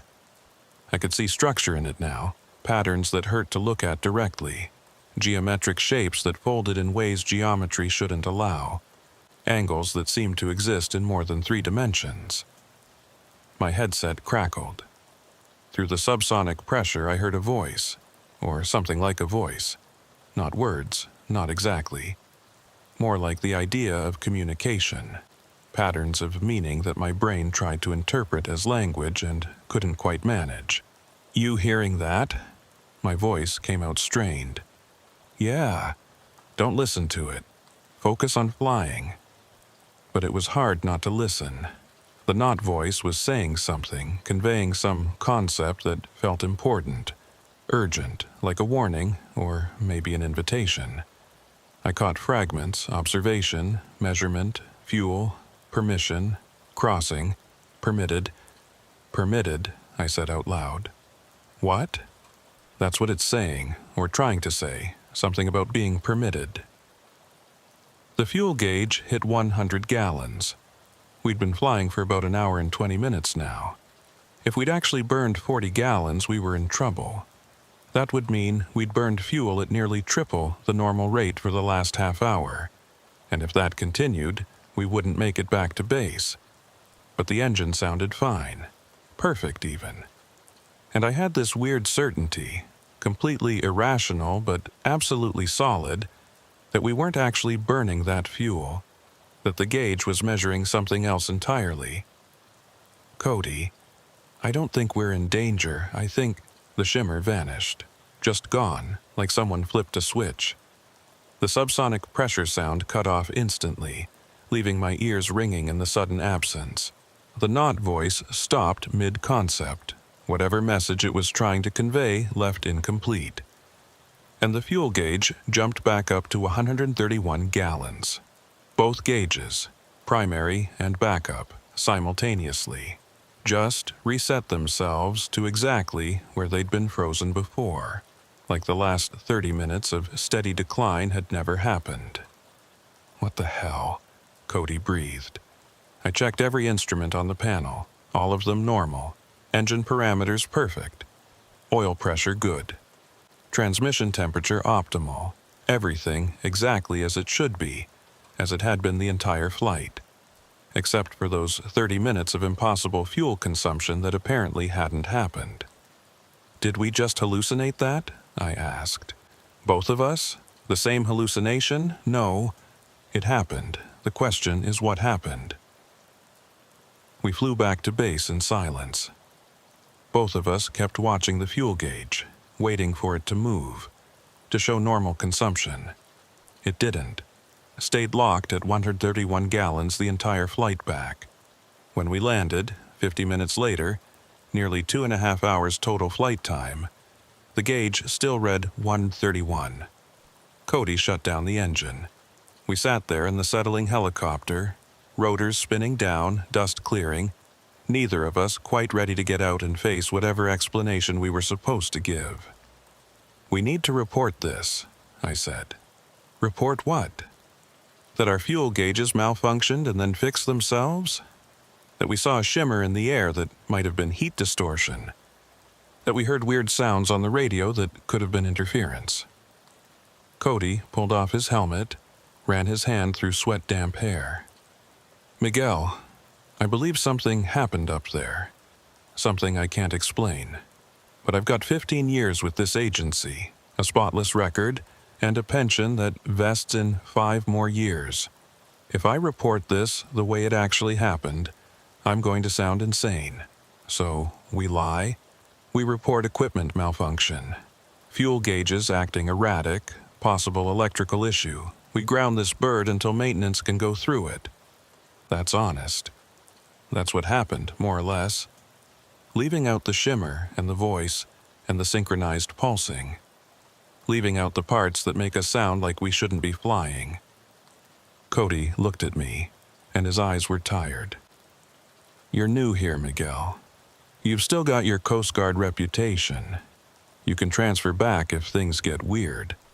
But me, this is all I've got. And I'm asking you to keep this quiet just for now, until we understand what we're dealing with." I didn't like it. Every instinct from my training said document everything. Report every anomaly, maintain complete honesty in logs and debriefs. But I also understood what Cody was saying. Understood that there were some things you couldn't report without destroying your credibility, your career, your life. "Okay," I said. "Equipment malfunction. We'll let maintenance figure it out." We climbed out of the helicopter. The ground crew was already approaching, ready for post-flight inspection.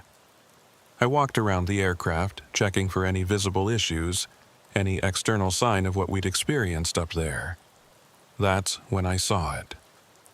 On the underside of the fuselage, near the fuel tank access panel, there was a mark. Not damage, not scorch. A mark. Like something had been pressed against the metal, or like the metal had been exposed to something that changed its surface properties. It was geometric, precise, about 6 inches across. The pattern looked almost like a barcode, if barcodes were 3-dimensional and hurt to look at for too long. "Cody!" I called. He came over, looked where I was pointing. I watched his face go pale. "That wasn't there during pre-flight," I said. "No, it wasn't." He bent closer, not touching it, just examining. "Looks almost like it's etched into the metal, or printed, or..." He trailed off, straightened up. "Don't mention this in the report. I'll handle it." "Handle it how?" "I know someone. Someone who might have answers. Someone who's seen things like this before." Cody pulled out his phone, took several photos of the mark from different angles. "Go do your debrief. Tell them what we agreed. I'll deal with this." I wanted to argue, wanted to insist we follow proper channels, but looking at that mark on the fuselage, looking at the way it seemed to shift when you didn't look at it directly, I knew proper channels wouldn't help. This was something else. Something beyond standard operating procedures. The debrief went smoothly. Equipment malfunction, fuel gauges erratic, returned to base without incident. The maintenance chief looked skeptical but wrote it up. Said they'd do a complete diagnostic, probably have the bird back in service within 48 hours. I went home that night thinking about that frozen fuel gauge, about the shimmer that paced us, about the not voice saying "permitted" over and over, about the mark on the fuselage that looked like it came from somewhere else, some technology that didn't follow our rules. 3 days later, Cody called me, asked me to meet him at a diner off Route 90, about 20 miles from base, said it was important, said he'd talked to his contact, learned some things I needed to know. I got there at 2100 hours. The diner was nearly empty. Just a couple of truckers at the counter and us in a back booth. Cody looked like he hadn't slept. Had that wired, exhausted expression of someone who'd seen something they couldn't unsee. Maintenance cleared the helicopter, he said without preamble. Found nothing wrong. Fuel system checked out perfect. Gauges functioning normally. They ran it through every diagnostic they have. Clean bill of health. What about the mark? That's the interesting part. They never saw it. Cody pulled out his phone, showed me the photos he'd taken. Except in the photos, there was no mark. Just normal fuselage, slightly weathered metal, completely unmarked. I know what we saw, Miguel. I took these photos 3 feet away from it. But look, nothing. I looked. He was right. The mark was gone from the photos like it had never existed. My contact says this happens sometimes. Marks that don't photograph, equipment that functions normally until it doesn't. Experiences that seem impossible but leave just enough evidence that you know you didn't imagine it. Cody put his phone away. He says there's been increased activity along the fence line for the past year. Not just ground sightings, air anomalies too. Helicopters experiencing things similar to what we went through. Gauge malfunctions that fix themselves. Radio interference that carries something almost like communication. And marks. Lots of marks. All of them disappeared before they could be properly documented. Who is this contact? Better you don't know his name. But he's former Air Force, worked projects I can't even mention. He's been tracking this phenomenon for 20 years. Says it's not hostile, whatever it is. More like observation, measurement, testing, maybe. They're trying to understand our technology, or maybe showing us the limitations of our understanding. The voice said permitted. What does that mean? He thinks it means we were being allowed to fly.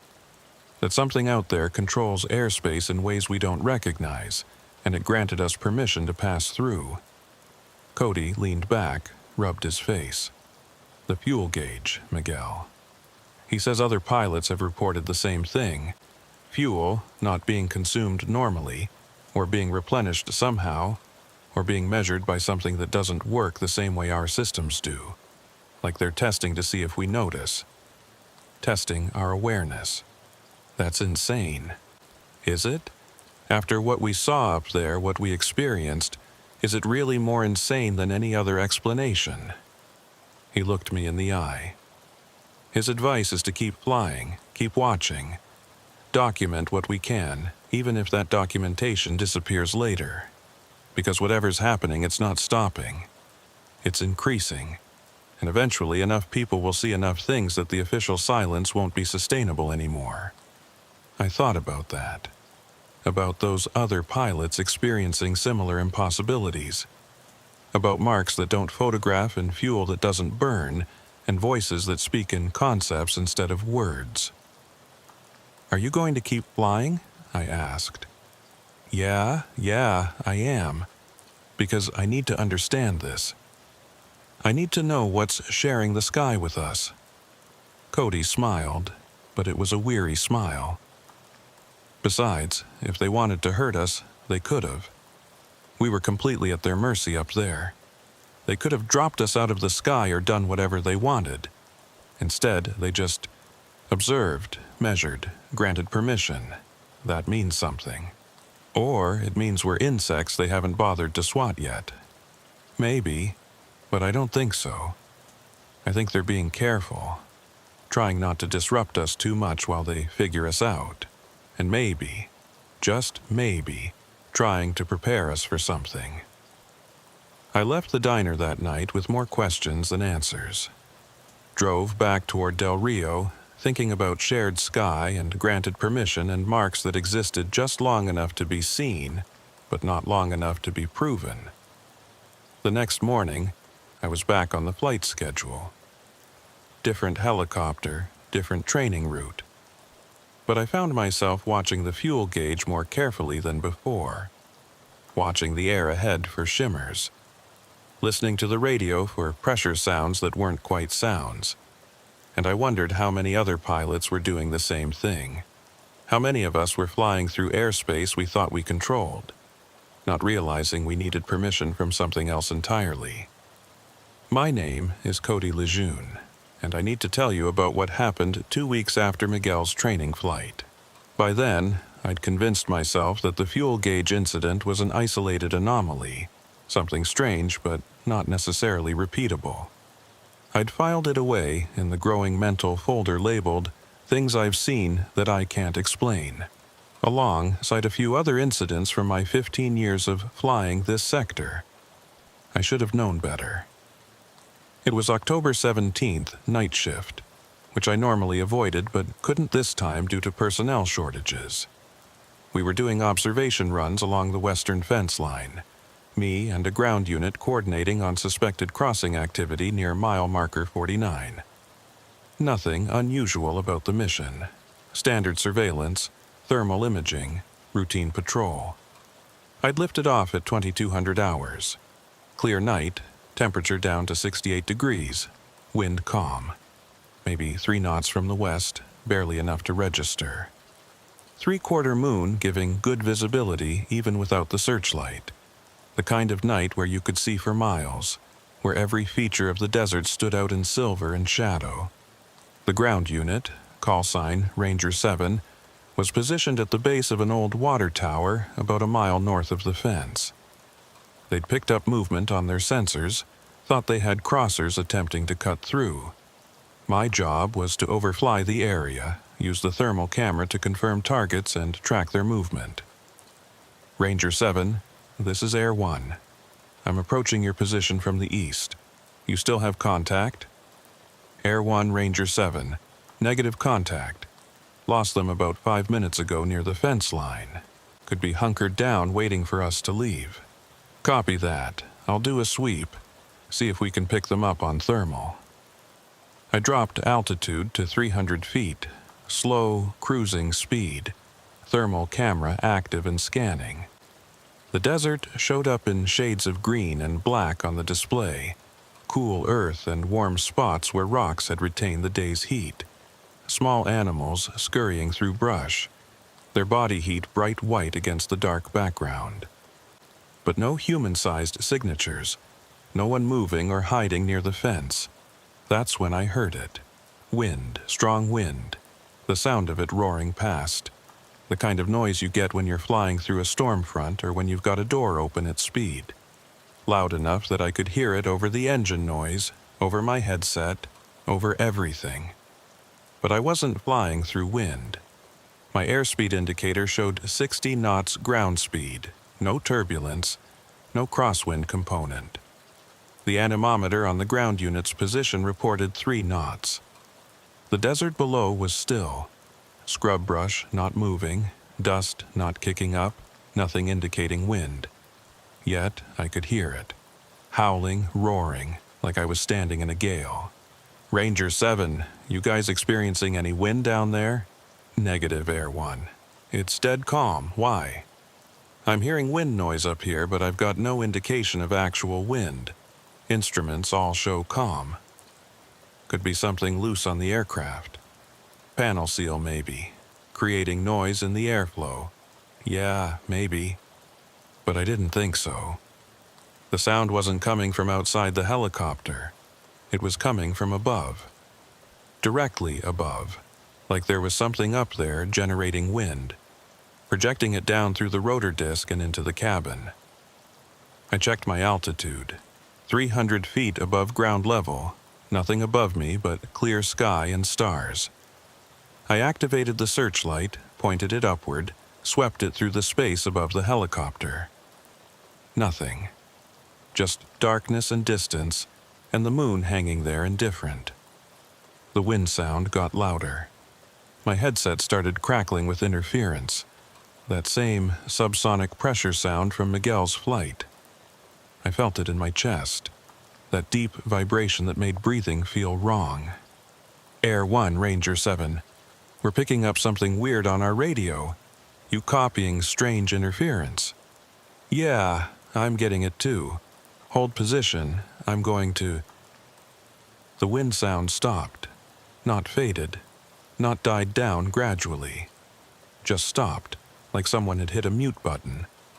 The interference on the radio cut off at the same instant. Silence rushed in, normal night sounds of the helicopter, engine and rotors and air flowing past the canopy. Everything as it should be. Except now, I could feel something watching me. I've flown in combat zones. I've been shot at, had missiles lock onto me, felt that primal certainty that something deadly was tracking you. This felt similar but different. Not hostile, not threatening to kill me, just observing, measuring, like I was a specimen under a microscope, and something vast was adjusting the focus. Ranger 7, you still there? Static, no response. Ranger 7, this is Air 1, radio check. More static. My radio was transmitting, I could see the indicator light, but nothing was coming back. Like the signal was being blocked or absorbed or redirected somewhere that wasn't the ground unit. I switched to the backup radio. Same thing. Transmission indicator showing active, but no response. The thermal camera display flickered. For a second, instead of showing the green and black image of the desert below, it showed something else, something I couldn't quite process. Shapes that weren't landscape, patterns that weren't heat signatures, geometry that hurt to look at. Then it snapped back to normal. Desert, rocks, brush, all as it should be. I checked my instruments. All normal. Fuel gauge showing appropriate consumption for the flight time. Engine parameters within acceptable ranges. Nothing wrong except my radio's not receiving, and the lingering certainty that I wasn't alone up here. I decided to head back to base. Whatever surveillance Ranger 7 needed, they'd have to do without air support.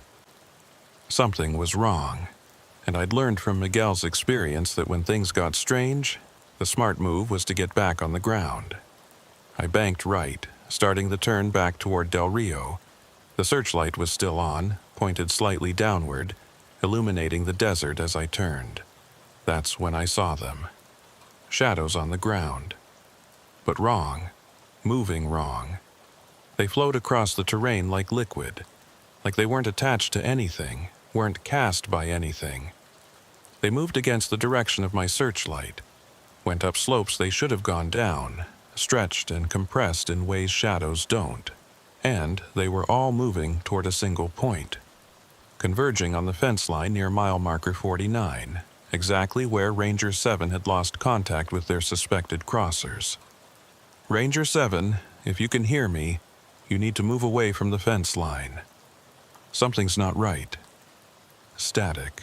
Just static. I completed my turn, flying back toward the ground unit's position. The shadows kept moving faster now, all flowing toward that same convergence point. When they met, when they all merged together, the combined shadow didn't dissipate. It grew, built upward, became three-dimensional.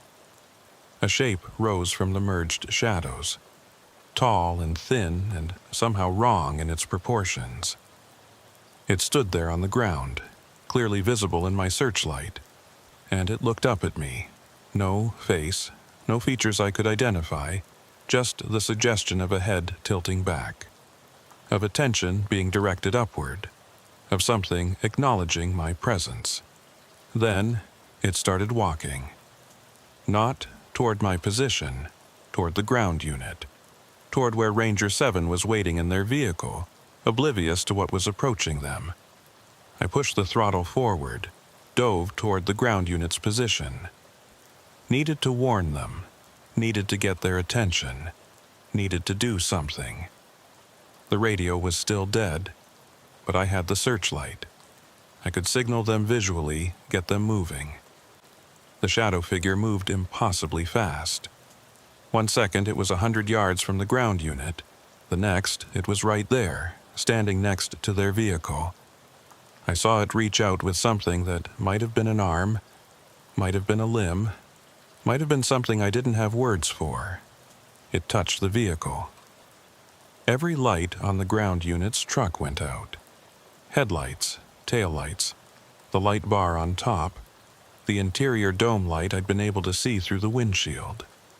All of it dark, and the vehicle itself seemed to darken too, like the shadow figure was absorbing light, pulling it in, making the space around it dimmer just by being there. I was 200 feet up, still descending. Searchlight pointed right at the scene.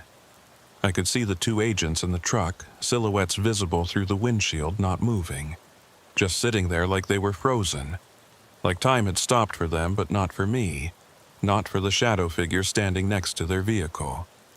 The figure looked up at me again, and the wind sound came back. Roaring, howling, impossibly loud. I felt it more than heard it. Pressure building in the cabin, in my head, in my chest. The helicopter shuddered, not from actual wind but from something else, something that made the airframe flex and the instruments flicker and my vision blur. Through the blur, I saw the shadow figure dissolve. It didn't walk away or disappear suddenly. It just dissolved. Came apart like smoke, like mist, like it had been held together by will and that will had been released. The shadow separated, flowed back across the desert in multiple directions, each one heading off into the darkness and leaving nothing behind. The wind sound stopped. The pressure released. My instruments stabilized. And on the ground, the lights on Ranger 7's vehicle came back on. All at once. Headlights, taillights, light bar, everything. Can you hear me? Air 1, if you can hear me, respond. My radio was working again. The ground unit's voice coming through clear and urgent. Ranger 7, I hear you. Are you okay? Are both agents okay? We're fine. What just happened? Our entire electrical system shut down. Radio, lights, engine, everything. We've been sitting here dead in the water for the last few minutes trying to restart. Few minutes? How long exactly? Maybe 5 minutes? Hard to tell. Our watches stopped too. Just came back on. Why? What did you see up there? I looked at my own watch. Looked at the flight timer on the instrument panel. According to my instruments, only 30 seconds had passed since the shadow figure had touched their vehicle. 30 seconds from when their lights went out to when they came back on. But they said 5 minutes. Time had run differently for them than for me. I'm not sure what I saw. Might have been heat distortion, shadows playing tricks in the searchlight. You guys see anything unusual down there? Negative. We were just sitting here waiting for contact, then everything died. Felt like something was outside the truck, but we couldn't see anything, just this sense that we weren't alone. Then everything came back on, and you were on the radio. Run a full diagnostic on your vehicle. Make sure everything's functioning properly. I'm heading back to base. We can debrief when you get back. Copy that, Air 1. And, hey, thanks for sticking around. Don't know what happened, but I'm glad you were up there watching. I flew back to Del Rio slowly, carefully, checking every instrument every few seconds. Everything stayed normal. No more wind sounds, no more shadow figures, no more time distortions. Just normal flight through normal night sky. But I couldn't shake the feeling that something had happened down there. Something significant. The shadow figure had interacted with the ground unit in some way, done something to them or measured them or tested them. And I'd been allowed to watch, permitted to observe, like Miguel's fuel gauge incident. Like whatever was out there wanted us to see, wanted us to know it was there, but wasn't ready for full contact yet. When I landed, the ground crew did their standard post-flight inspection. Found nothing wrong. No damage, no unusual wear. All systems functioning within specifications. I submitted my flight report, mentioned the radio interference and the ground unit's electrical failure, suggested both vehicles needed diagnostic checks. Didn't mention the shadows or the figure or the wind that came from nowhere. But that night, lying in bed trying to sleep, I couldn't stop thinking about it. About the way those shadows had moved, converging with purpose. About the figure that formed from them, impossibly tall and wrong. About the way it had looked up at me, acknowledged my presence, let me watch what it did. And I thought about Miguel's experience with the fuel gauge, with the shimmer that paced him, with the voice saying, "Permitted." Thought about how these incidents were connected, part of a pattern I was only beginning to recognize.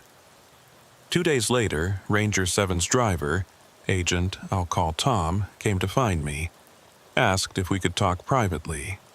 We went out to the flight line, stood next to one of the grounded helicopters where no one could overhear. "I need to know what you saw," Tom said. No preamble, no small talk. "When our truck died. You were right overhead. You had to have seen something.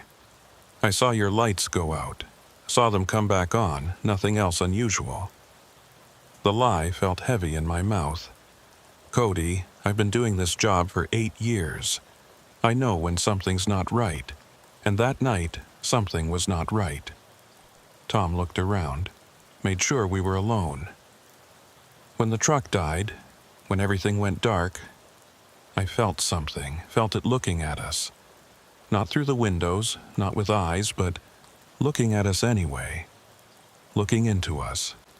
Like it could see through the metal, through our skin, right down to whatever makes us human." I stayed quiet, let him talk. And I lost time. Not just 5 minutes. More than that. My watch said 5 minutes when it started working again, but I checked my phone after. The phone logged almost 20 minutes of no activity. 20 minutes we were just gone. Sitting in that truck, but not there, not really there. "You told anyone else about this?" "Who would I tell? My supervisor? They'd have me taking psych evals within an hour. But you were there. You saw. And I need to know I'm not crazy. I need to know something really happened." I thought about denying it again. Thought about protecting myself, protecting my career, keeping quiet like I'd told Miguel to do. But looking at Tom's face, seeing the need for confirmation, for validation, for someone to tell him he wasn't losing his mind, I couldn't do it. "Something happened," I said. "I saw something approach your vehicle. Something that looked like shadow but moved like it was alive. It touched your truck and your lights went out. Then it dissolved and your lights came back on." Tom let out a long breath like he'd been holding it for days. "Thank you. Thank you for telling me that. I'm not crazy." "No, you're not crazy. But Tom, you can't talk about this. Not officially. Whatever's happening out here, whoever might be monitoring it, they don't want it widely known. I've heard stories about agents who reported things getting forced out, getting NDAs, losing their pensions. I know. I've heard those stories too. But Cody, if this is happening to us, it's happening to others. And don't we have a responsibility to warn them, to document it, to figure out what the hell these things are and what they want? Maybe, but carefully, very carefully."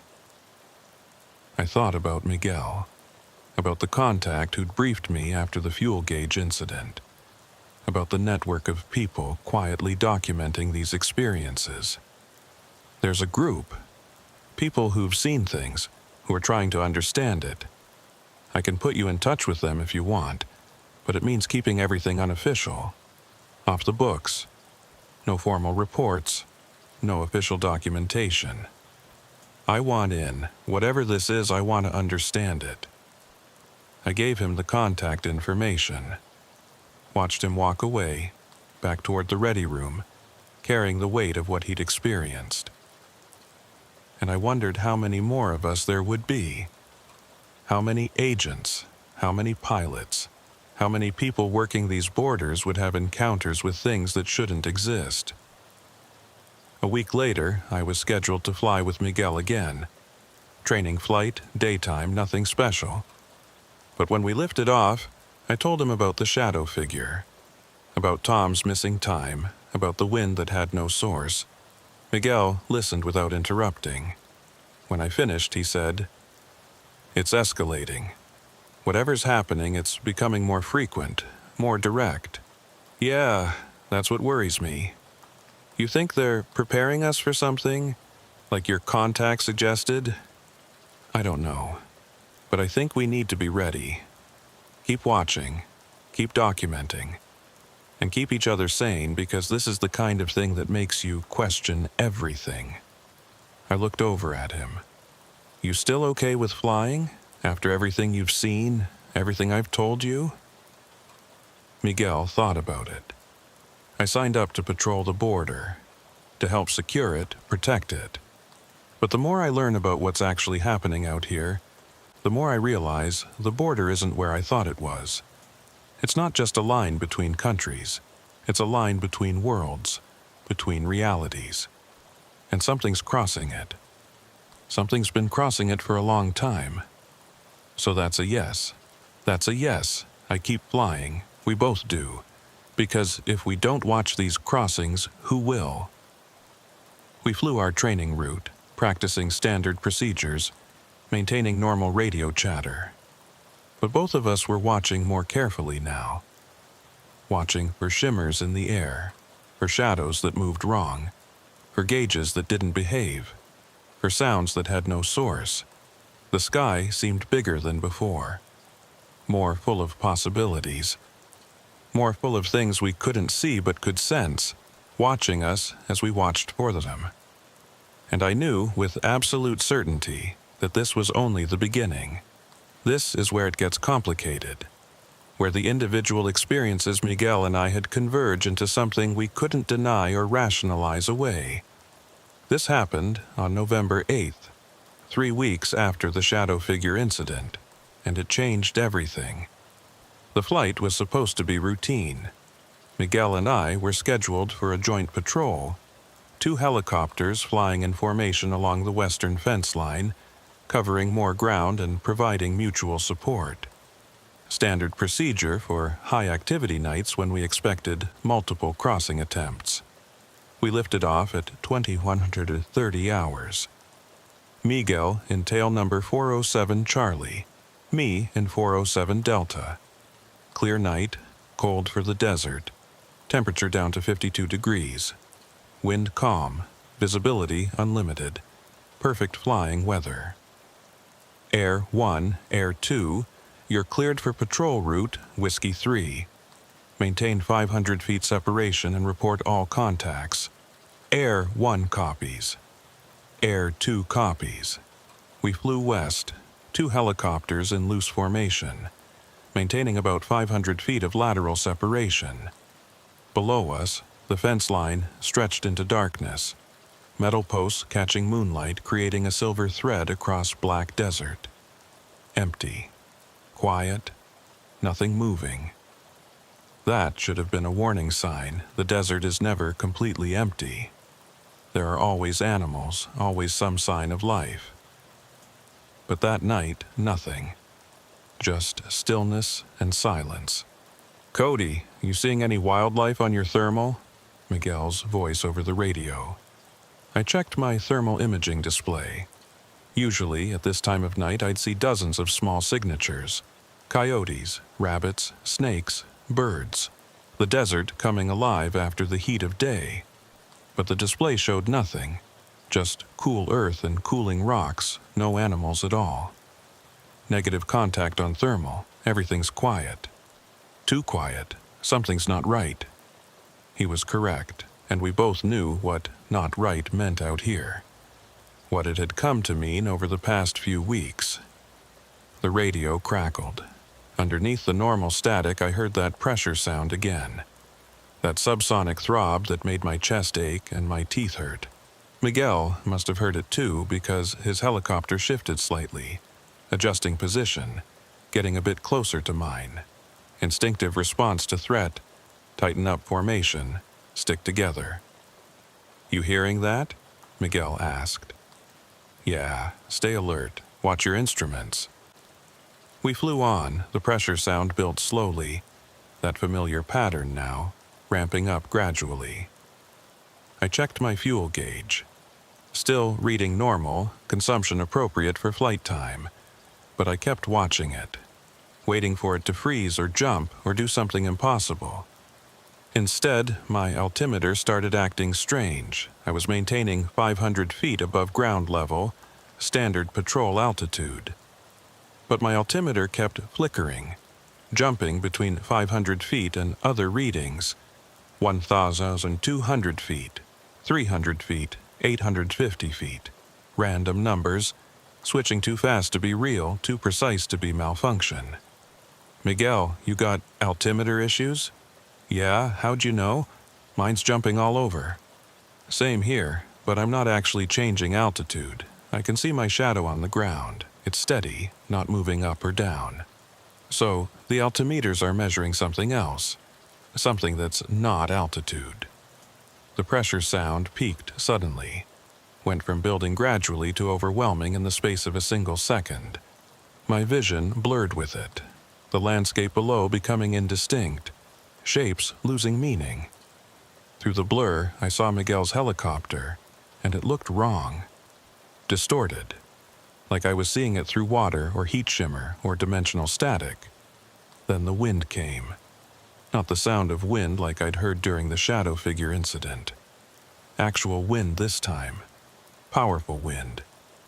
I felt it hit the helicopter, felt the airframe shudder, felt the controls fight me as cross-currents tried to push me off heading.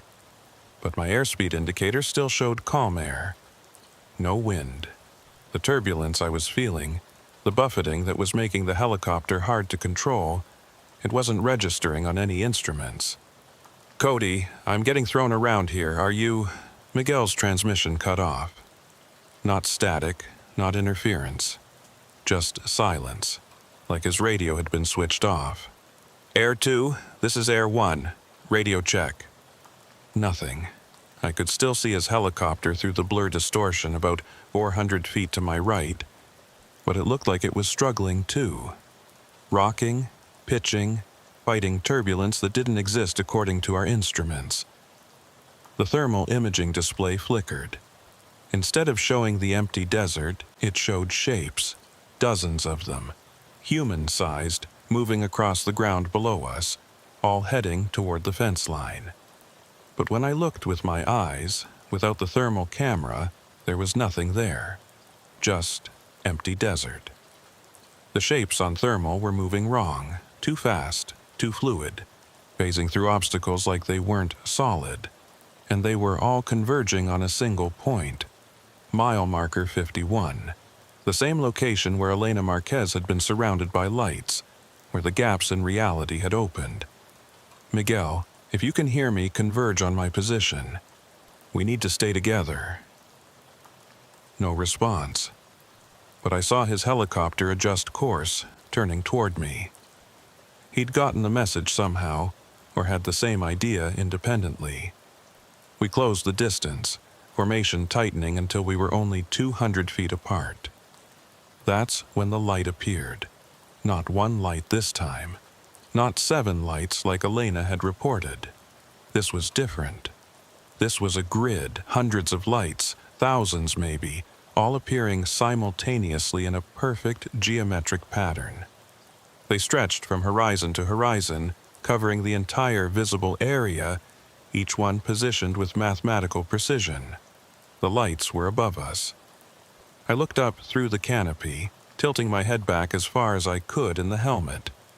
The grid of lights extended upward into the sky, creating a dome, a ceiling of impossible brilliance that shouldn't exist. Each point of light was connected to others by lines that weren't quite visible but somehow present, creating structure, pattern, meaning I couldn't quite grasp. My altimeter went crazy, numbers scrolling too fast to read, jumping through impossible ranges, negative values, numbers too high for our helicopters to reach. And I understood what it was trying to tell me. We weren't at 500 feet above ground level. We were inside something. Inside a space that didn't correspond to normal altitude, that existed in dimensions our instruments couldn't properly measure. Miguel, tell me you're seeing this.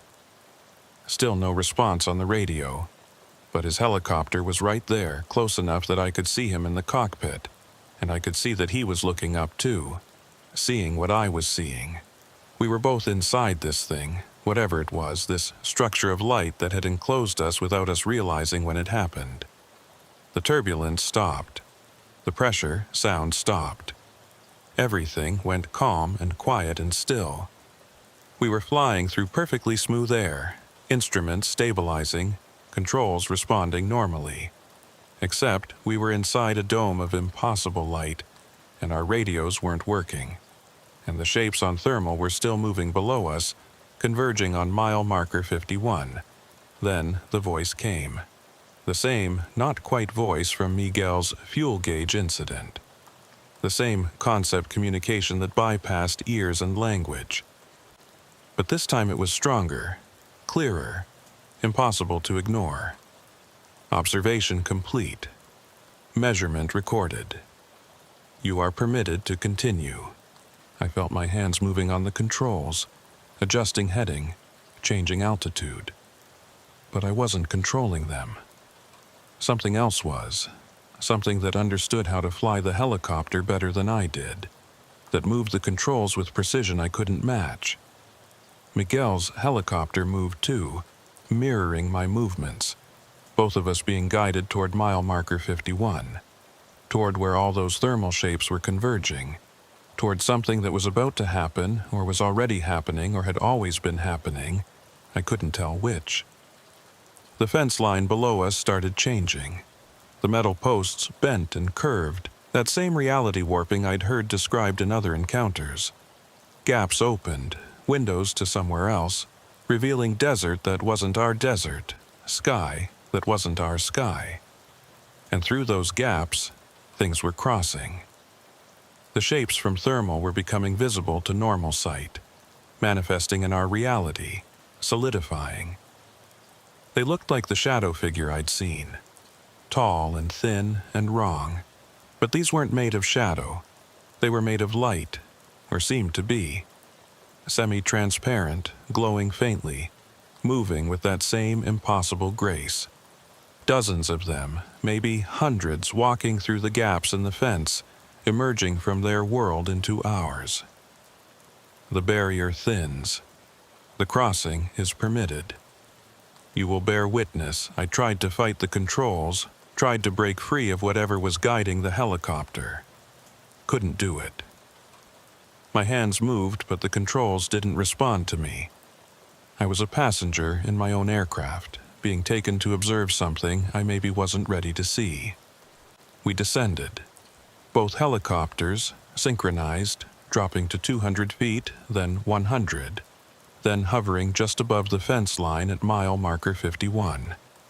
Close enough that I could see individual figures walking through the gaps, see the way they moved, the way they interacted with each other, the way they turned to look up at us with whatever served as their sensory organs.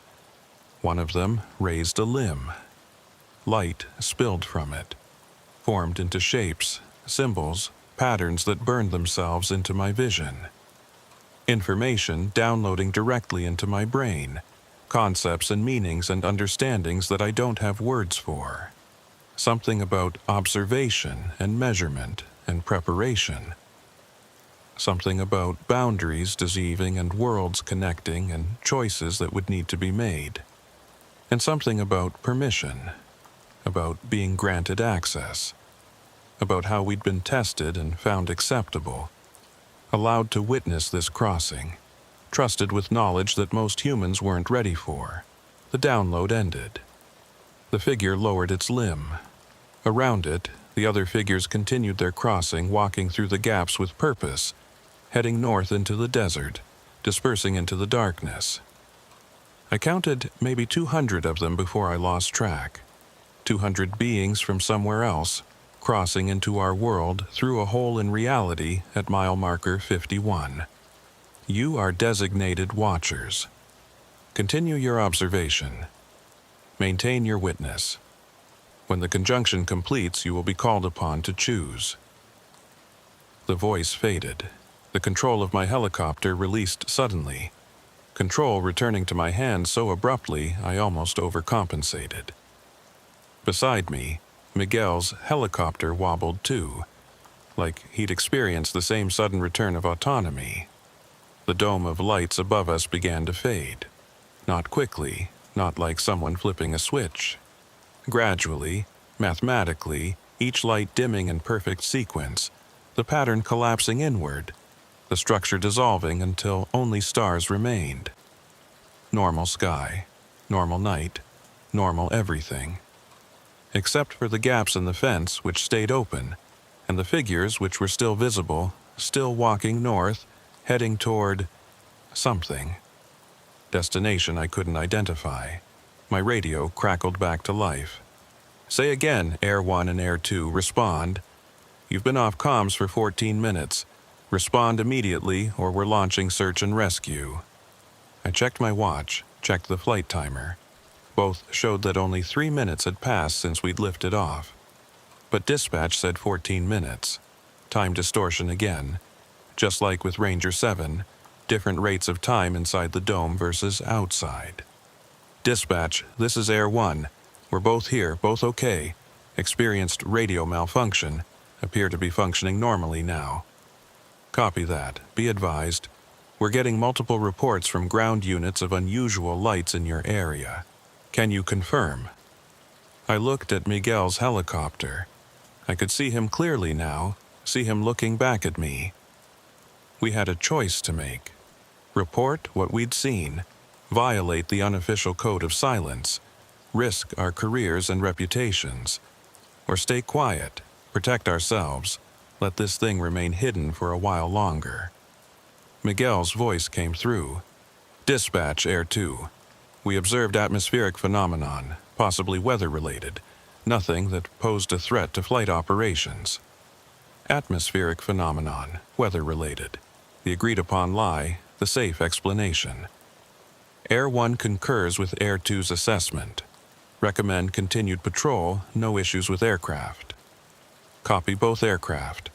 Continue patrol route and advise if conditions change. We flew on. The fence line below us returned to normal, the gaps closing, the metal posts straightening. The figures were still visible on thermal but fading, their heat signatures diminishing as they moved further from the crossing point. Within 20 minutes, they were gone completely, just empty desert again, as if nothing had happened.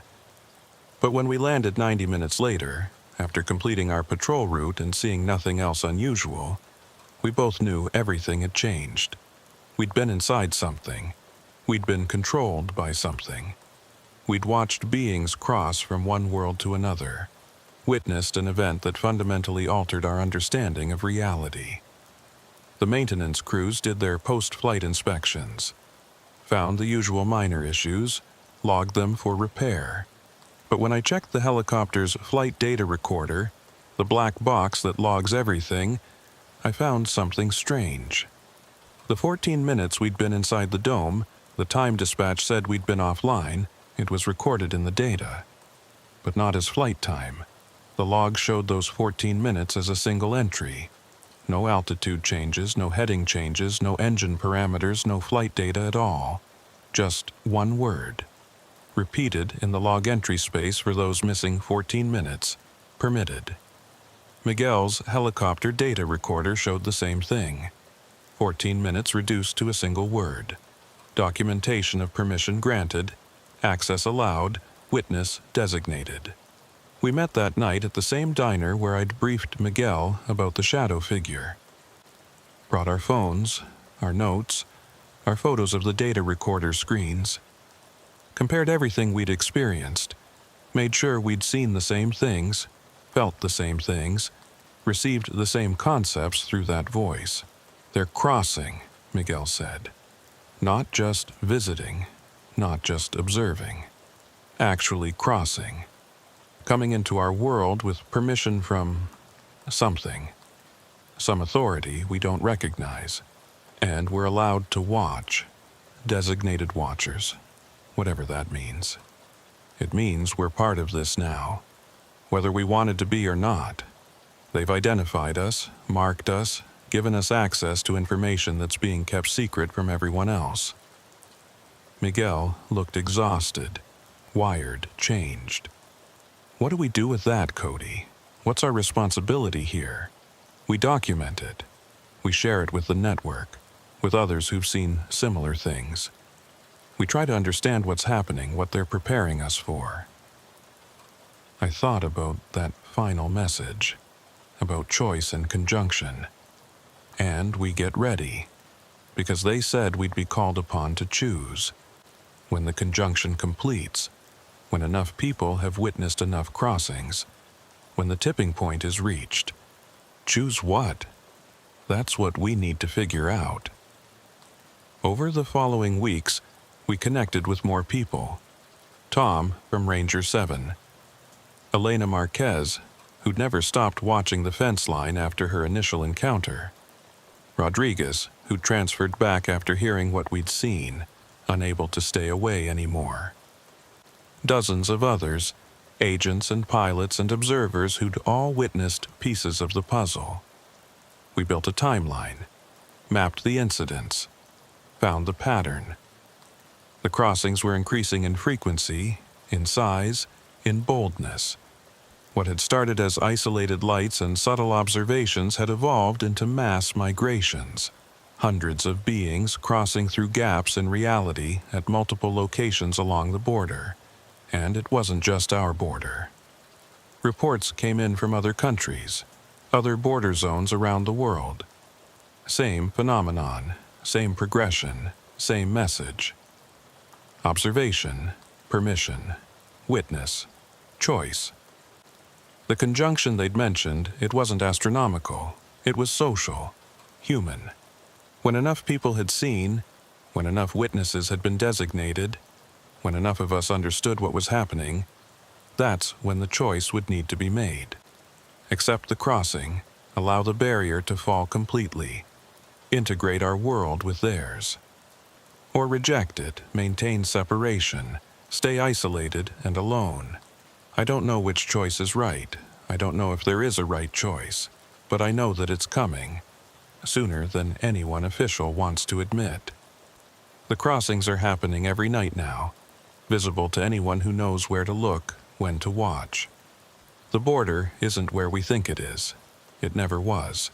We drew lines on maps and built fences and convinced ourselves we controlled who crossed and who didn't. But there are older borders, deeper divisions, between worlds and realities and dimensions we're only beginning to understand. And something, some authority we haven't met yet, has granted permission for those borders to dissolve. Has designated us watchers, given us witness, asked us to help guide humanity toward a choice we're not ready to make. Miguel and I still fly the fence line, still patrol mile markers 51 and 52 and 49 and all the others, still watch the sky and the desert and the gaps that open when conditions are right. We document what we see, share it with others, build an understanding piece by piece, and we wait for the conjunction to complete, for the moment when choice becomes necessary, for the time when the motor that won't break finally stops, when the fuel that never depletes finally runs out, when the wind with no source finally reveals its origin. Until then, we fly. We watch. We witness. We are permitted to continue.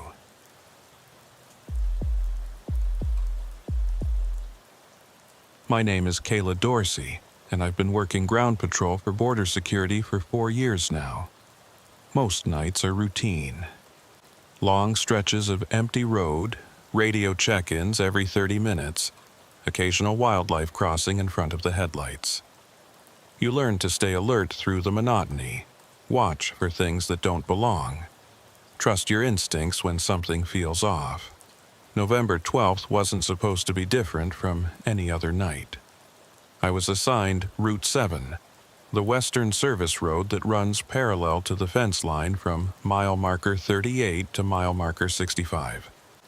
27 miles of straight asphalt, freshly painted center lines, nothing but desert scrub on both sides. Easy patrol, boring patrol, the kind veterans give to newer agents when they want a quiet night. I started my route at 2200 hours. Temperature had dropped to 61 degrees, comfortable for desert autumn. No moon, just stars and my headlights cutting through darkness. The road was empty like always. No other vehicles, no foot traffic, just me and the painted lines disappearing under my truck. About 40 minutes in, near mile marker 52, I saw the light. It wasn't ahead of me or behind me, it was beside me, on the road, moving parallel to my truck. Right there on the yellow center line, a white glow about 3 feet long, keeping perfect pace with my speed. At first, I thought it was a reflection, maybe my headlights bouncing off something on the pavement. But when I slowed down, the light slowed down. When I sped up, it sped up, staying exactly beside my driver's side door, exactly on the center line. I pulled over, came to a complete stop. The light stopped too. Just sat there on the yellow paint, glowing steady and white, illuminating maybe a 3-foot section of road. It didn't pulse or flicker, didn't make any sound, just existed, impossible and calm, waiting. My hand found the radio. Dispatch Unit 7, I've got something unusual at mile marker 52, requesting guidance. Static, more than normal. The kind that feels thick, substantial, like the air itself is interfering with transmission. Dispatch, Unit 7, do you copy? More static, and underneath it, that pressure sound I'd heard about in the break room. The thing people didn't talk about officially, but whispered about late at night. That subsonic throb that makes your chest tight and your teeth ache. I put the truck in park, left the engine running, and stepped out. The November air was cold against my face, carrying the smell of creosote and dust. The light was still there, right on the center line, about 10 feet ahead of my position. I walked toward it slowly, hand near my weapon but not on it. Whatever this was, it didn't feel threatening. Just wrong. Out of place. As I got closer, I could see it better. The light had depth to it, like it was coming from inside the pavement rather than sitting on top of it. And it was perfectly confined to the yellow paint. Where the line was, the light was. Where the paint ended at the edge, the light ended too. Sharp boundaries, exact borders, like the light understood what a road marking meant. I crouched down next to it, close enough to touch if I wanted. The glow was warm on my face, not hot, just pleasantly warm like standing near a space heater. And there was a smell now, faint but distinct. Ozone and something else, something almost metallic but not quite. The same smell people reported after the helicopter incidents, after the fence line anomalies. I reached out my hand, let it hover over the light. Didn't touch, not yet, just held it there, feeling the warmth. The light didn't react, didn't change intensity or move, just kept glowing steady on its patch of yellow paint. Then it started moving. Not fast, slow, deliberate, like it was checking if I'd follow. It traveled along the center line, heading north, away from my truck. Moving at maybe walking speed, I followed it, keeping pace, watching it glide along the painted stripe like the paint was a track and the light was on rails. After about 30 feet, it stopped, waited. I caught up to it, and it started moving again. Same speed, same smooth glide along the yellow line. It was leading me somewhere, or showing me something, or testing to see if I understood the rules it was following. "What are you?" I asked out loud. Felt stupid talking to a light on the road, but what else was I supposed to do? The light pulsed once. Not bright, just a brief intensification. Acknowledgement, maybe. Then it continued moving north along the center line. I followed it for about 200 yards. We moved together, me walking on the shoulder, it gliding on the paint, like some kind of strange partnership. Then it reached a point where the yellow center line had faded, worn away by weather and time. There was a gap in the paint, maybe 6 feet long, before the line resumed. The light stopped at the edge of the faded section. Just stopped dead, like it had hit an invisible wall. I watched it pulse there at the boundary between paint and bare asphalt, trying to figure out what to do. It couldn't cross the gap, or wouldn't. The rules it followed, whatever they were, wouldn't allow it to leave the marked line. After maybe 30 seconds of pulsing at the boundary, the light turned around, rotated 180 degrees on the spot, and started heading back south, back toward my truck, following the center line in reverse. I turned and followed, and we made our way back together, me and this impossible thing that couldn't leave a painted stripe. When we reached my truck, the light stopped again, positioned itself right next to the driver's door, exactly where it had been when I first saw it. Then it just waited, like it was asking permission or expecting me to do something. I got back in the truck, put it in drive, checked my mirrors. The light was still there beside me, visible through the driver's window, steady on the center line. I started driving. The light moved with me, maintaining perfect position alongside the truck. We drove north together, me at 35 miles per hour, it matching my speed exactly, gliding along that yellow paint like it was the only thing in the world that mattered. Dispatch, Unit 7, radio check. Unit 7, we read you now. You went offline for about 8 minutes. Everything okay? 8 minutes. I'd been out of the truck following that light for at least 20. Time distortion, just like the other incidents. Different rates of time for people experiencing the phenomenon versus people outside it. Yeah, I'm good. Just some radio interference. Continuing patrol. I didn't mention the light. Couldn't mention it. How do you explain that you're being escorted by a glow on the road that obeys painted lines? They'd have me in for evaluation before the shift ended. We continued north, the light and me, passing mile marker 53, then 54. The service road was straight here, perfect asphalt with fresh paint, yellow center line bright and unbroken. The light seemed content, if that's a word you can use for a light, flowing along its track without hesitation. Then we reached mile marker 55 and the road curved. Not sharp, just a gentle bend to follow the fence line as it adjusted course. The yellow center line curved with the road, and the light curved with the line. Perfect tracking, exact following, never leaving the paint even for an instant. But here's what made my skin crawl. My truck had to slow down for the curve, basic physics. But the light didn't slow down the same way.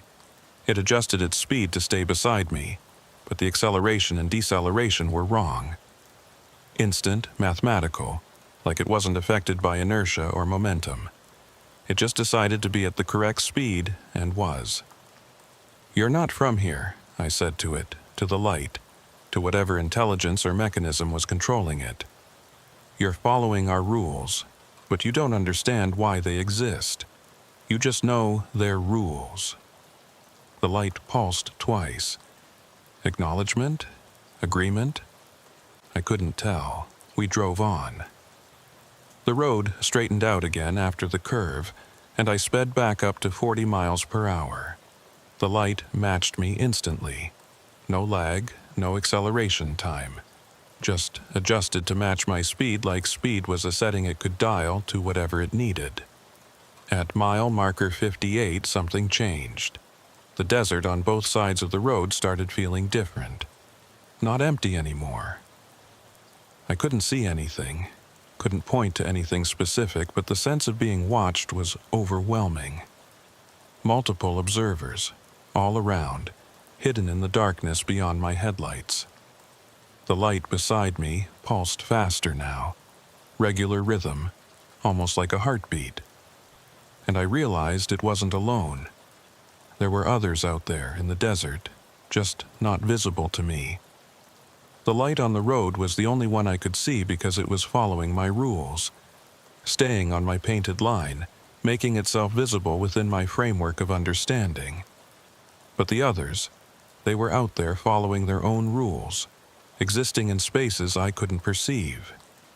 And they were watching, measuring, recording this interaction between one of their kind and one of mine.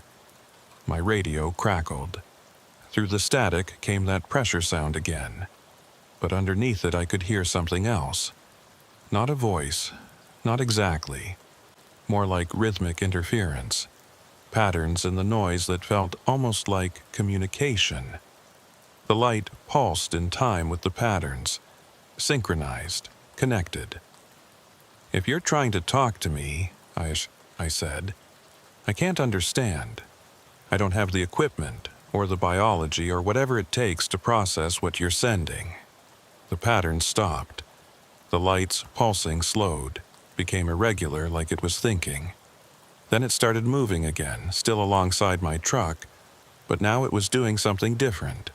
As it moved along the yellow line, it left a trail.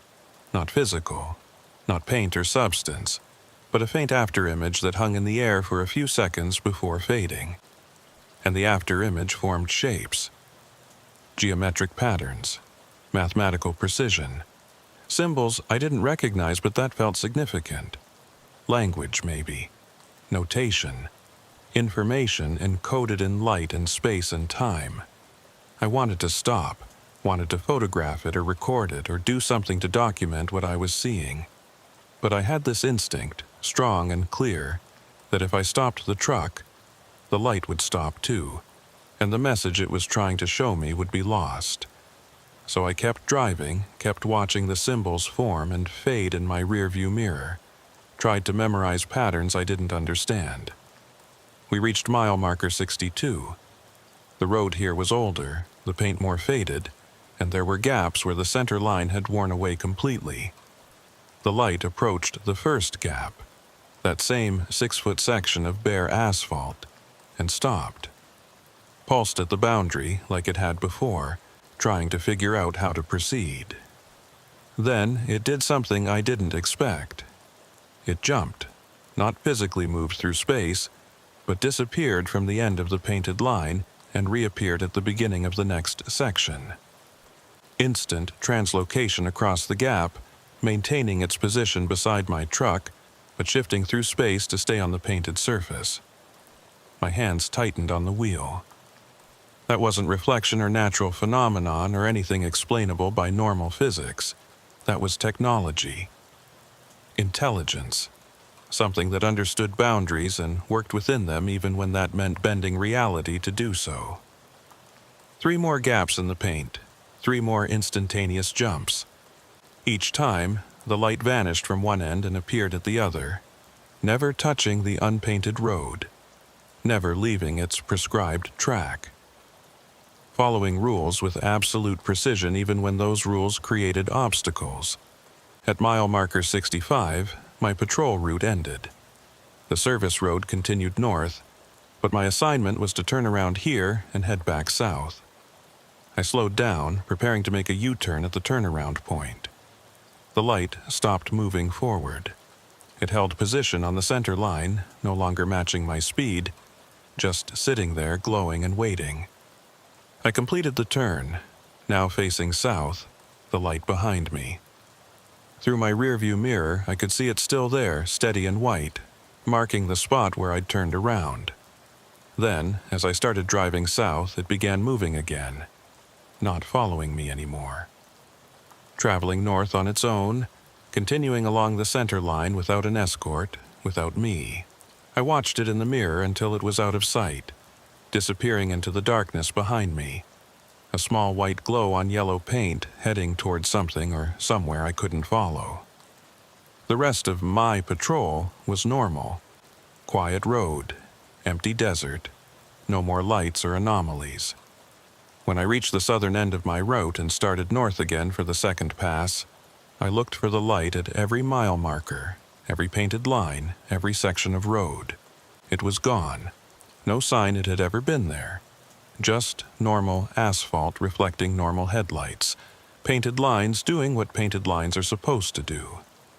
I completed my shift, filed my report at 0600 hours. No incidents. Routine patrol, nothing unusual.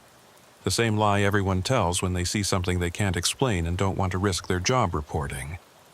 But I kept thinking about it, about the way the light followed the painted line with absolute dedication, about how it couldn't or wouldn't leave the marked boundary even when that boundary was arbitrary. Just yellow paint on black asphalt that meant something to humans but shouldn't mean anything to light.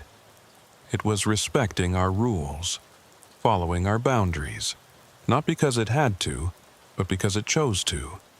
Because whatever intelligence controlled it understood that we need borders, need lines, need ways to mark what's ours and what's theirs. And by staying on that painted line, by making itself visible only within our framework of roads and markings and traffic rules, it was showing us that it understood, that it was trying to communicate in a language we could comprehend. Follow your lines. Respect your boundaries. Acknowledge your authority over the spaces you've marked. But what happens when the paint wears away completely? When the boundaries we've drawn fade and disappear? What rules will they follow then? 3 nights later, Peter Callan asked me about Route 7, asked if I'd seen anything unusual, and I knew from the way he asked, from the careful tone and the sideways glance, that he'd seen something too. "Yeah," I said, "I've seen something. You?" "Mile marker 52, light on the center line. Followed me for 12 miles before disappearing." "You try to record it?" "Yeah, got nothing but dust on camera, like the light wasn't there, or the camera couldn't see what was really there, only some kind of secondary effect." We compared notes. Same light, same behavior, same impossible precision, and we realized we weren't the only ones. Other agents had seen it too, mentioned it quietly, unofficially, comparing experiences without ever filing reports. The light was appearing regularly now. Several times a week, different locations, different agents. Always on the painted lines, always following the boundaries, always respecting the rules we'd set even though it clearly had the ability to ignore them. Someone was teaching us something, or learning from us, or both. Using our own infrastructure, our own road markings to communicate in a way that was undeniable but also unthreatening. Stay in your lanes, respect the boundaries, acknowledge the lines that separate. But preparing us for what? When those lines dissolve, when the boundaries fade, when the paint wears away and nothing marks where their world ends and ours begins, what then? Peter said he'd gotten a message on his phone after his encounter. Text that appeared in the camera app after he tried recording the light. Just 2 words, but they felt significant. I didn't tell him about the symbols the light had left in its wake, the patterns I'd tried to memorize but couldn't quite hold on to. Didn't mention the sense of being watched by others, invisible in the desert. Some experiences are too strange to share even with people who've had similar ones. But I think about it every time I drive Route 7 now. Watch the painted lines more carefully. Look for that white glow traveling parallel to my path.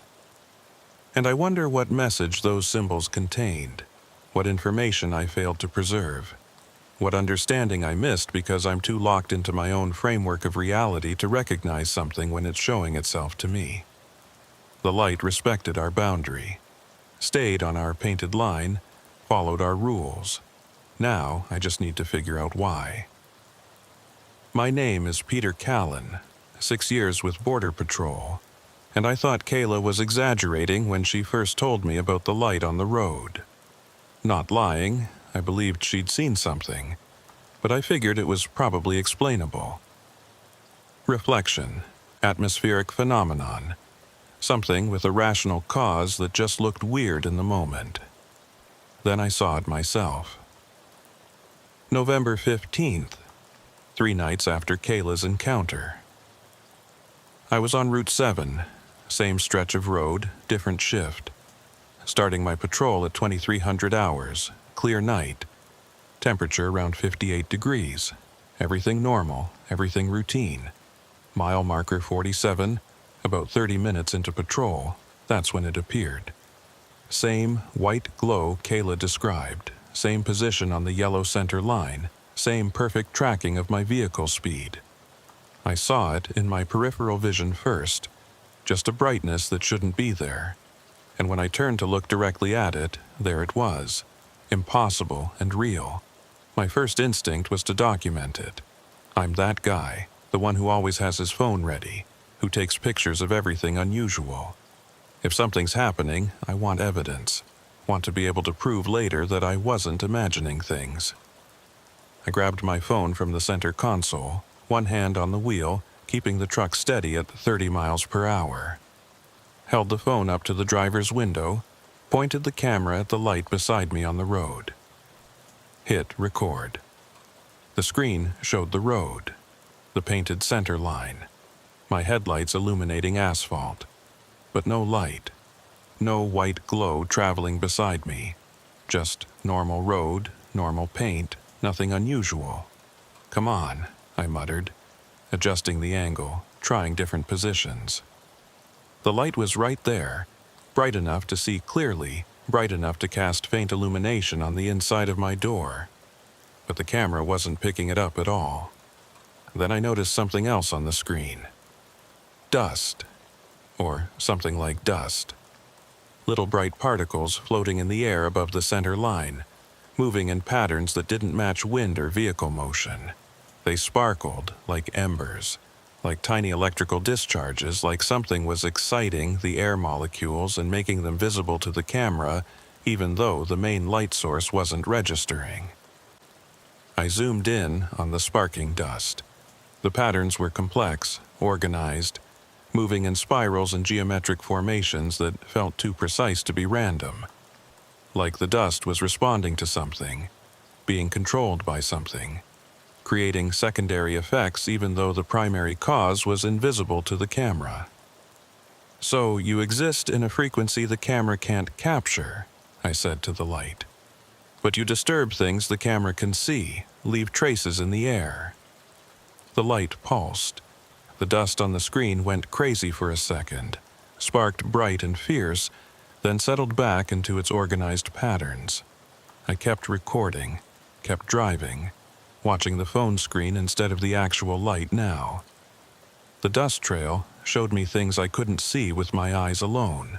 Shows me structure in the light, layers of effect, waves of something propagating outward from the source but constrained to the boundaries of the painted line.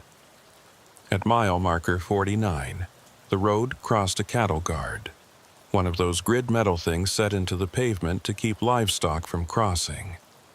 The painted center line went right over it, continuous yellow stripe on black metal bars. The light approached the cattle guard and I tensed, wondering what it would do. Would it jump like Kayla described? Would it follow the paint across the metal? Would it stop completely? It flowed across, smooth and uninterrupted, following the yellow paint over the gaps between metal bars, existing on paint that was on metal that was over empty space, not caring about the discontinuity. The rules it followed were about marked boundaries, not about physical surface. Where the paint was, the light could be, regardless of what was underneath.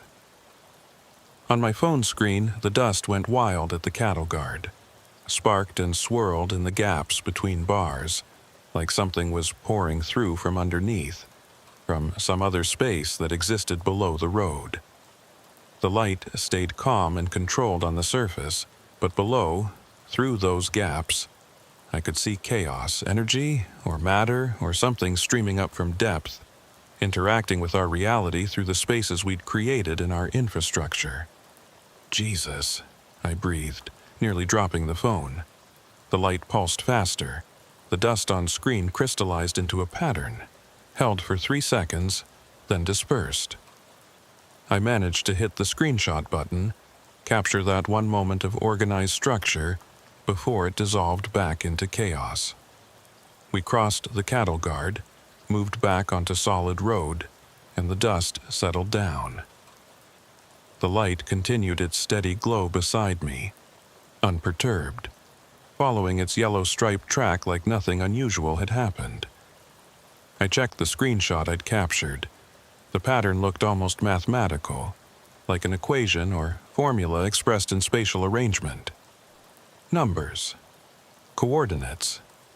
I couldn't read it, didn't have the framework to understand it, but it clearly meant something. Mile marker 52, same spot where Kayla had stopped and walked toward the light.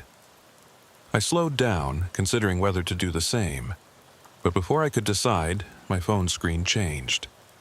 The camera app was still running, still recording the dust and the road.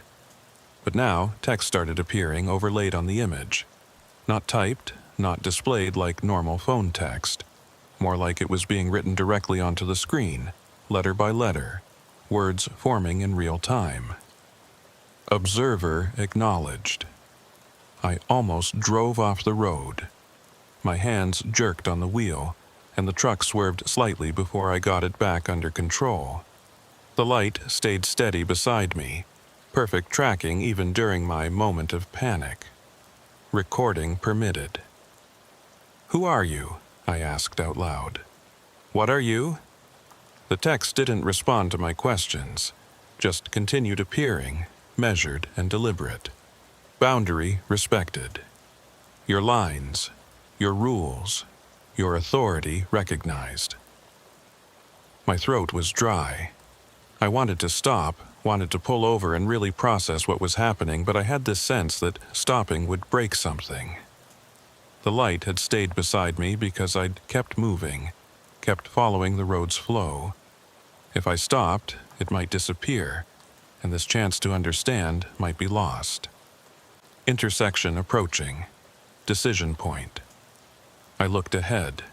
About half a mile north, I could see where Route 7 intersected with Ranch Road 14.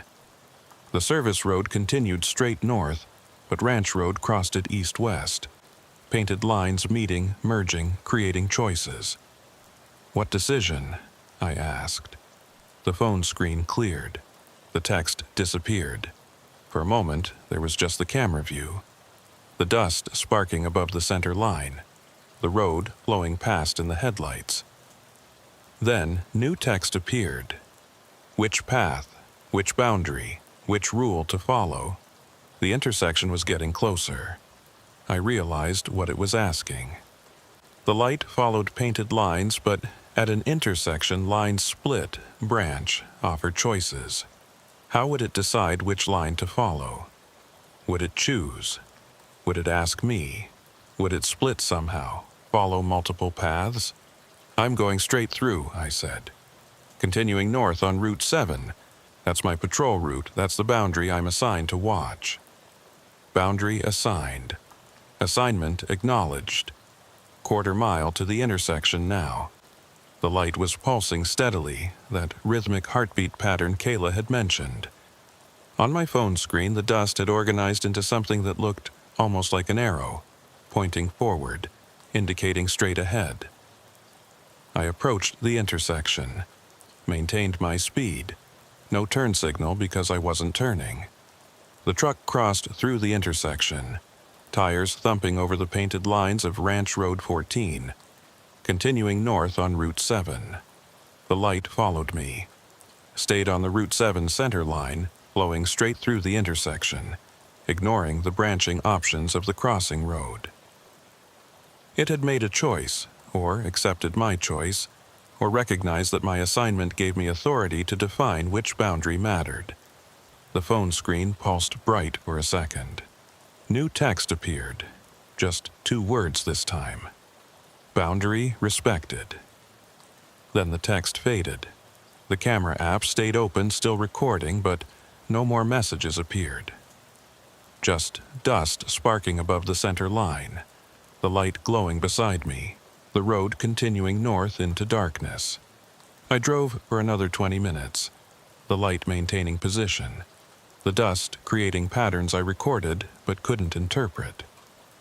At mile marker 58, the same spot where Kayla reported feeling watched, the light began to fade.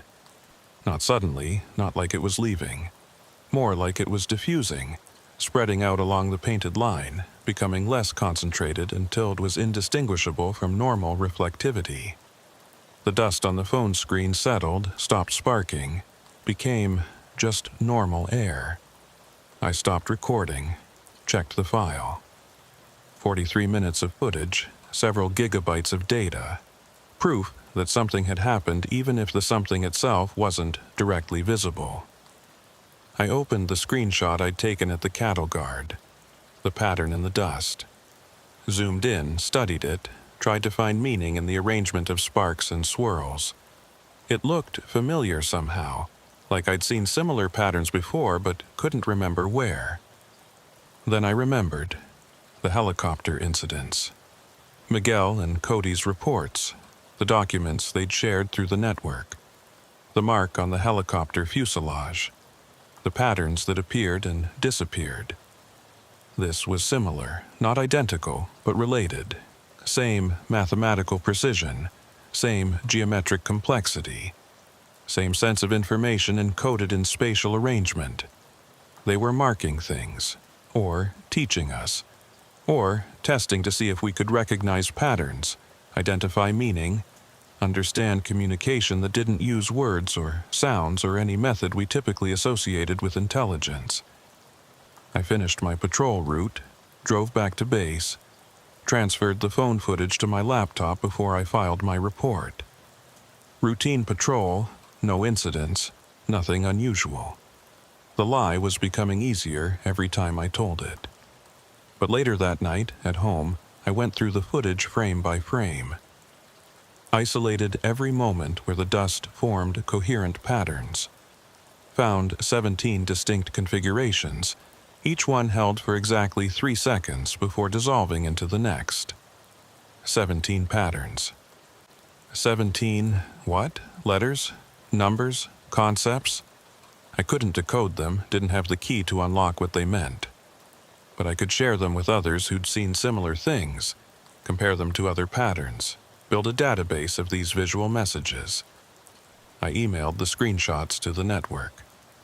Within 2 hours, I had responses. Rodriguez recognized 3 of the patterns from his encounter at mile marker 47 4 months ago. Elena Marquez identified 2 others from fence line observations. Miguel noted similarities between my dust patterns and symbols that had appeared during the helicopter dome incident. We were building a language reference, slowly, carefully, comparing notes across different encounters, different phenomena, different manifestations. They were speaking to us, but in a dialect so alien that we needed months or years of exposure just to recognize that communication was happening, let alone understand what was being communicated. A week later, Kayla and I were assigned to patrol Route 7 together. 2 vehicles, convoy formation, mutual support for a night when intelligence suggested high crossing activity. We drove the route from south to north, maintaining radio contact, professional and focused. At mile marker 52, the light appeared on both our center lines simultaneously. One beside her truck, one beside mine, perfectly synchronized, moving in formation like we were being escorted by honor guard. "Peter, you seeing this?" Kayla's voice on the radio, steady but with an edge of tension. "Yeah, 2 lights, same behavior as before. I'm recording." "Same. Let's maintain speed, see what happens." We drove north together. 2 border patrol vehicles, 2 impossible lights, empty desert stretching away on all sides. The lights stayed in position, glowing steady, following the painted lines with absolute precision.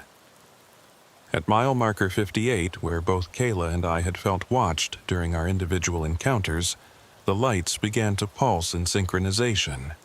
Same rhythm, same intensity variations, perfectly coordinated. And the desert around us, the darkness beyond our headlights, seemed to grow deeper, more present.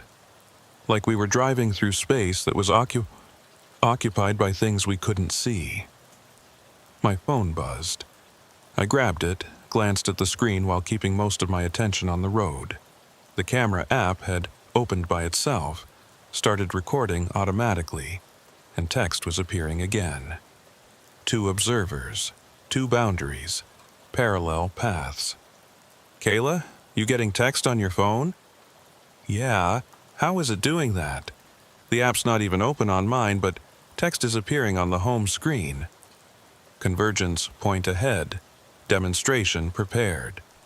Mile marker 62, where the paint had gaps, where my light had jumped across discontinuities during my first encounter. I remembered Kayla saying her light had struggled with gaps, pulsed at the boundaries trying to figure out how to proceed. What kind of demonstration? Kayla asked, speaking to her light, to whatever was sending the messages. Boundary flexibility. Rules maintained across discontinuity. Understanding through observation. We approached the first gap in the paint, that 6-foot section of bare asphalt where weather and time had worn away the center line. Both lights stopped at the edges of their respective painted sections, held position while our trucks continued forward. Then they jumped. Both simultaneously, instantaneous translocation from the end of one painted segment to the beginning of the next. Both reappearing in perfect position beside our vehicles, timing coordinated exactly so that they matched our continued motion without losing pace. They're showing us, Kayla said softly, showing us that boundaries can have gaps, but the boundary itself still exists. The rule is still followed even when the physical marker is interrupted. Correct interpretation. The text appeared on both our phones simultaneously. They were listening to us, monitoring our communications, understanding our language even as they tried to teach us theirs. More gaps ahead. Pattern will repeat. Observe consistency. 3 more gaps, 3 more synchronized jumps. Each time, both lights vanished and reappeared in perfect coordination, maintaining position, following rules, respecting boundaries even when those boundaries were incomplete. At mile marker 65, our patrol route ended. We both slowed, preparing to turn around at the designated turnaround point. The lights stopped moving forward, held their positions on the center lines, waiting. We executed our turns, now facing south. The lights remained where they were, marking the spots where we'd turned, 2 white glows on yellow paint in otherwise empty darkness. Should we go back to them? Kayla asked. No, I think they're done showing us what they wanted to show us. Let's head south, see if they follow or stay. We drove south. The lights stayed at mile marker 65, visible in our rearview mirrors, growing smaller with distance but not moving, not following. Content to remain at the boundary of our patrol route, marking the limit of where we were assigned to go. After about half a mile, my phone buzzed again. Final message appearing on the screen. Demonstration complete. Boundary respected. Assignment ends here. Authorities acknowledged. Then nothing. The app closed itself, returned to home screen. I checked Kayla's status on the radio. My app just shut down. You? Same. I think they're done with us for tonight. We completed our return route, watching for the lights at every mile marker, every painted line. They didn't reappear. Just normal road, normal paint, normal patrol. When we reached the southern end of Route 7, we stopped, parked our trucks side by side, and compared the recordings we'd made.